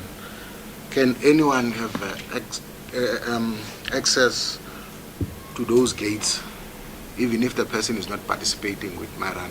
Can you clarify that? Yes, they can. Uma ngangiqeqisela njengoba wena uwe uhambisa ihlelo leli kaMayiran noma uphethe lehlelo kaMayiran noma ubani uyakhona ukuthi akangena kulelo gate leyo noma ama gate leyo noma ngasi ngenye lo kaMayiran umuntu nje uthi yebo bayakhona ukuthi bangangena. Is there any other gate except those 2 gates you are referring to? Yes, it's not a gate, it's the entrance, to the main entrance into the Sandton Sports Club. Uthi khona amanye amagate ngaphandle kwala uthi yebo likhona igate leli lingena ku main sports entrance. Proceed, go back, you guys spread out, and what happened next? So Alton and I drove around to Olympia. We actually found Mark at the pedestrian gate. He had just arrived there as well. Mina no Elton njengoba sishayela imoto ukufika ngale egate lase Olympia Street siye sathola uMark naye sengukufika So we locked the gate, so sakhiya igate and Mark climbed into my car, and we drove back towards the main entrance. uMark uye wagibela emotweni sashayela imoto sabuyela le kwi-entrance le enkulu. Between you guys, who locked the gate? Mark. Phakathi kwenu ubani oye wakhiya igate uthi uMark. What time did he lock that gate? Ukhiye le gate lelo ngasikhatsini. It would have been around 9 o'clock. Laphayana ku-9 ngiyacabanga. And then he got inside the vehicle, proceed? So we drove back to the main entrance. On the way, we found Betsy inside, walking towards the pedestrian gates. Wangena emotweni sashayela imoto siya ngale kule gate lenkulu. Laphayana endleleni sahlangana noBetsy njengoba eza laphayana eqonde ku main entrance.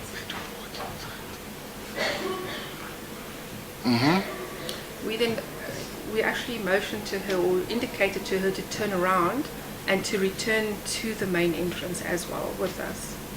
Siye samqwayisa ke ukuthi uBetsy ukuthi cha awubuye ngaleno uze nathi kuya ngale kule gate lenkulu.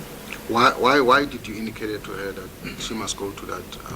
As we had already locked the pedestrian gates as well, that's why. Isizathu kwakuyini nje ukuthi ngeni nimbonise ukuthi akabuyele nganeno kule gate lenkulu uthi ukuthi sasikhiye le gate leliyana elihamba ngabantu benyawo. Proceed, what happened next? We met up at the main entrance, where then I decided to phone my superior from the My Run to advise her that we've actually lost a runner. And then kubela phambili kwayenzakalani uthi sifikile laphayana ku gate leli enkulu okungena ngalo mina ngafonela ke umphathi wami lo uwe My Run ngimchazisela noma ngimqwayisa ukuthi silahlekelwe umunye abawalaba bagijimayo laphayana. Can you explain that? What did you mean by that? You had to call your superior and indicate that you lost someone. So I answered to a lady called Kath, who, if any problems, I would address all issues related to the My Run to her. Chaza kabanzi mawusho kanjalo ke ukuthi ufonele abaphathi bakho noma umphathi wakho uthi kahle kahle mina umphathi wami la ngiripota kona uKathy lo sisi loyana ngiripota yonke into eyenzakalayo kule ndawo le namayelana nabantu abafika laphana ku My Run. What happened next? She advised me to get hold of 24/7 security and ask them for assistance for the search. Kuye kwayenzakalani uye wangiqwayisa ke ukuthi noma wangiluleka ke ukuthi ake ngifonele laphayana noma ngiripota laphayana ku 24/7 security ukuthi abaze bazolekelela bazokhona ukuthi basize ngokubhekana naye. While I waited for the patrol car to arrive, Mark, Betsy and Elton decided to do another search of the premises.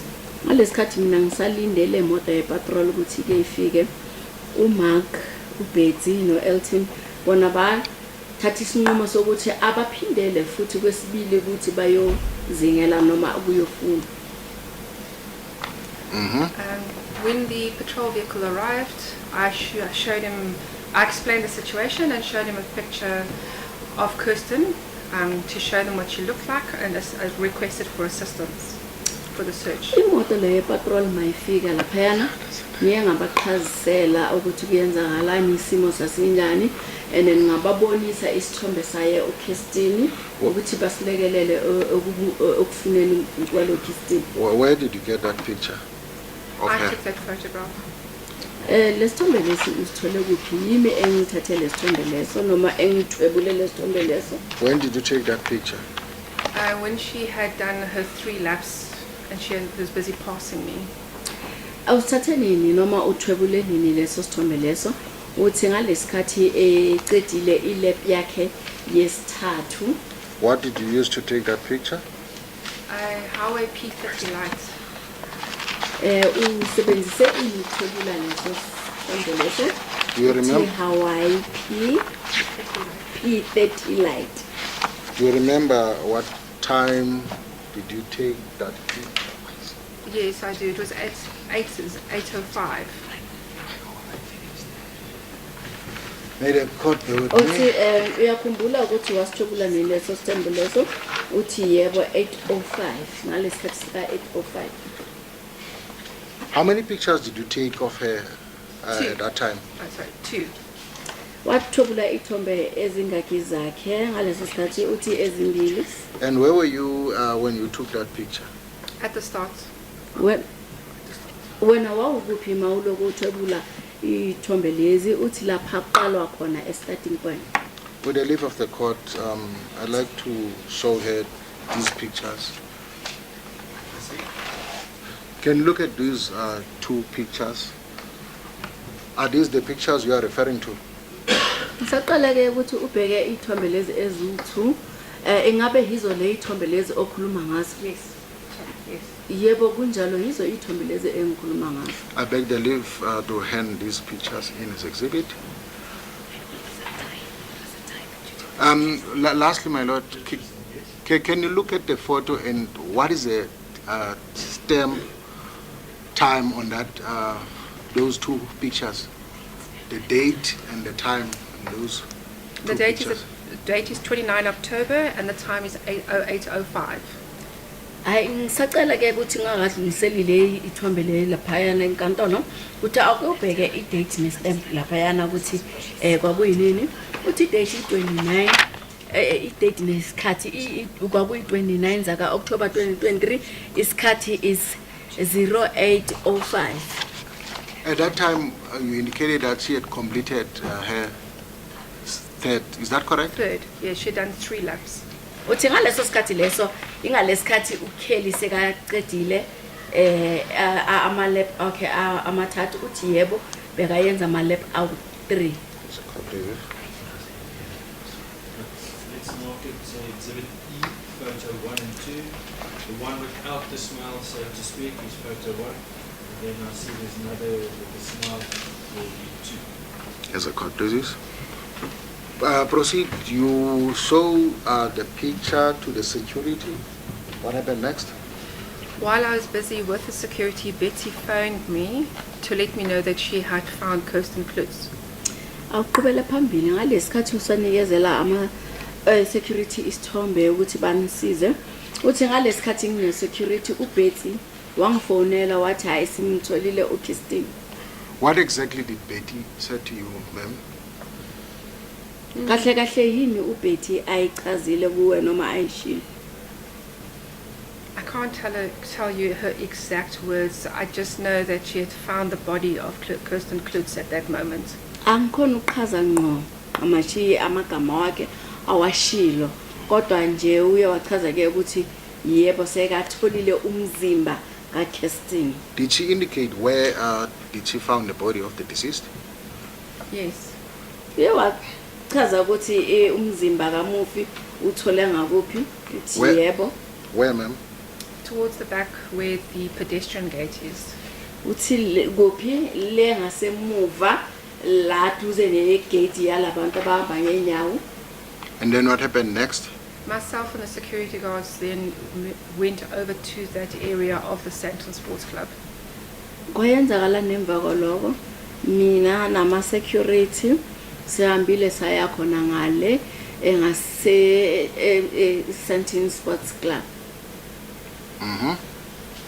I didn't proceed further because they stopped me from going down towards the tree line where she was, so that's I just stopped at where the gate was. I didn't go further than the gate. And then who stopped you? Azange ngize ngiqhubele phambili ukuya le ngasenzansi ehlahleni la bekakhona kahle kahle baye misa bangistopa ukuthi ngaqhubeli phambili bangimisa khona laphayana. And who stopped you? The security guard. Ubani oye wamisa laphayana ekuvimba uthi security. Will I be correct to say that you never saw the body of the deceased? Ngizobe ngaphosisanga ukuthi wena awuzanga uze ubone umzimba wakhe uthi cha ngibona. And then what happened after you were stopped by I- security?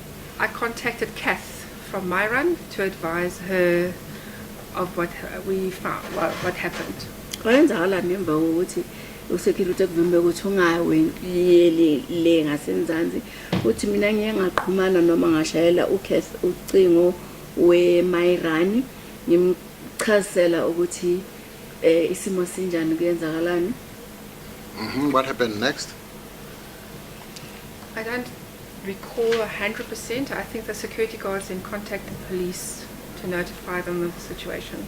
Kuye kwayenzakalani emva kwaloko uthi angisakhumbuli incamashi kahle kahle ukuthi kuyenzakeleni kodwa ngiyacabanga ukuthi security officer baye bafonela amaphoyisa babazisa ngesimo.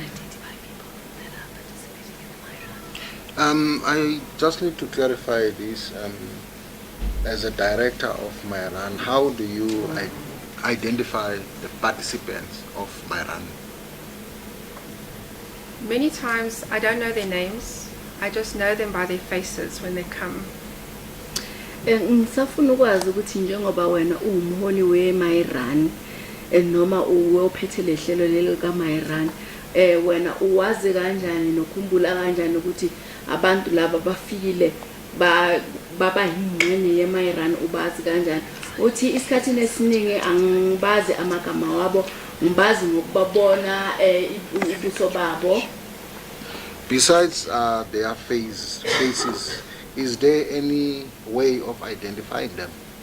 Yes, through the system that we have in place with the bands that they utilize to do the timing. Okay, ngaphandle ukuthi ubabone ngobuso nje njengoba bedlula ikhona enye into futhi othola ngayo ukubazi ukuthi labantu laba ingxenye yeMairani baze kanjani uthi yebo ukuzeni kwabo lapha yana ekuMairani nebhandi leli abalisebenzisayo leMairani elibhala yonke imininingwane nayikhathi abaqale ngazo nalezi baqede ngazo. Are you referring to the color? Is it orange? By the court, I'm living colorblind. It's not in dispute. Are you referring to this band? Yes, I am. Yebo akuphikiswa ukuchaza usho ukuthi le bandi leli ngobonisa lona leli elerabo elo orange uthi yebo yini. As a director, are you in a position to tell this honorable court that the 8 participants on that particular day are the regular of my run? Yes. Yebo ke ufuna ngicela ungichasele noma ungidluliselana ukuthi ngalelo langa lelo labantu abayi8 beMairani yibo bebakhona ngalelo langa leliyana uthi yebo kunjalo yabantu abajwayele ukufika lapho ikhathini eyiningi uthi yebo. You indicated earlier that you were at the starting point of this Mairan, waiting there. While you were waiting there at the starting point, did you at any stage come across the accused before this honorable court? No. Uchazile ukuthi ngalelo langa lelo yana bowulapha yana starting point la kuqala khona irace uba khona laphana ufike baze bacede labantu labana abakuma irace ngalelo langa lelo uye wabona ummangalelo ola enkantolo ngalelo langa lelo uthi cha ngibona. Are you in the position to tell this honorable court that he was not the participants of the Mairan, the accused? No, he wasn't a participant. Ingabe usesimeni sokuthi ungachazela inkantolo ukuthi ummangalelo ngalelo langa lelo kwakungasiingxenye yomuntu lo bekazile lapha yana kuMaires uthi cha kwakungasiuye oyayikhona for Maires ngalelo langa. Ma'am, I'm going to call someone from Mairan who's going to explain further the issue of wristband. However, can you just tell this honorable court as a director what is contained in this wristband? Information that is contained in this wristband. Mama bhekalana ukhona umuntu engizombiza lapha yana kuMairan kodwa njengoba wena umholi noma ohambisa iMairan awungakhona ukungichasela ukuthi kule bhandi leli kunani laphayana ngaphakathi kwale bhandi leli ebalisebenzisayo njengoba begijima? The registration is done online, where you fill out your details, your address, contact number, next of kin or contact person in case of emergency, and you will get a QR code which you would. Sorry. Uthi imininingwane iba khona laphana esystemini mawuza uzobhalisa igama lakho nesibongo, ikheli la uhlala khona, inombolo yakho yocingo, ubhalise nomuntu oseduze kwakho noma umuntu mayibani ukuthi khona into ayenze vele singaxhumana naye. Once you receive a QR code online or on email, you would come to the premises where I would be, and you would then utilize the QR code to actually register a band in your name that will always be yours with your details on it. Uthi ebhaliseni kwakho uthola i-QR code, ekutholeni kwakho i-QR code leyo imininingwane iba khona laphayana kulelo bhandi lelo, and ibhandi lelo kuba yelakho, and then uyeza uzolibhalisa laphayana kumayera kuba ibhandi lakho. Do you know where is that information stored? No. Ngabe unolwazi ukuthi yonke imininingwane leyo igcinwa kuphi? Uthi cha. I would think it would be with the MyRun, servers, or on their side of the administration. Ngicabangela ukuthi imininingwane leyo ingaba ilaphayana ku-MyRun service noma i-administration yakhona. May the court bear with me.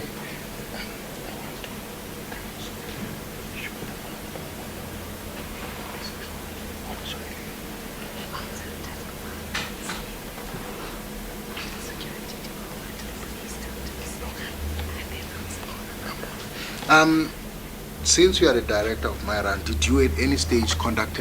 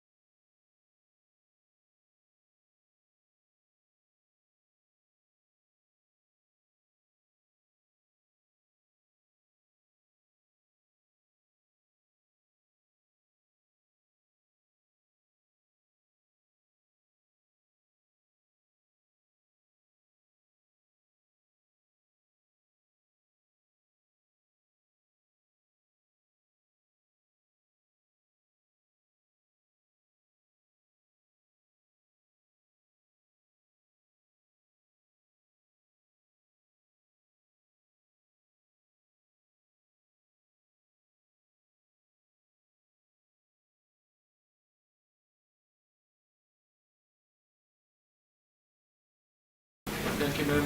At this point in time, I'm going to adjourn proceedings until tomorrow. So please be at 9:30 so that we can proceed with your evidence. Bear in mind that you are on oath, which means that you're not permitted to discuss your evidence with anyone. I understand. That's a matter then postponed until tomorrow. Until tomorrow, sir, for further proceedings in custody until. Yes. Court places.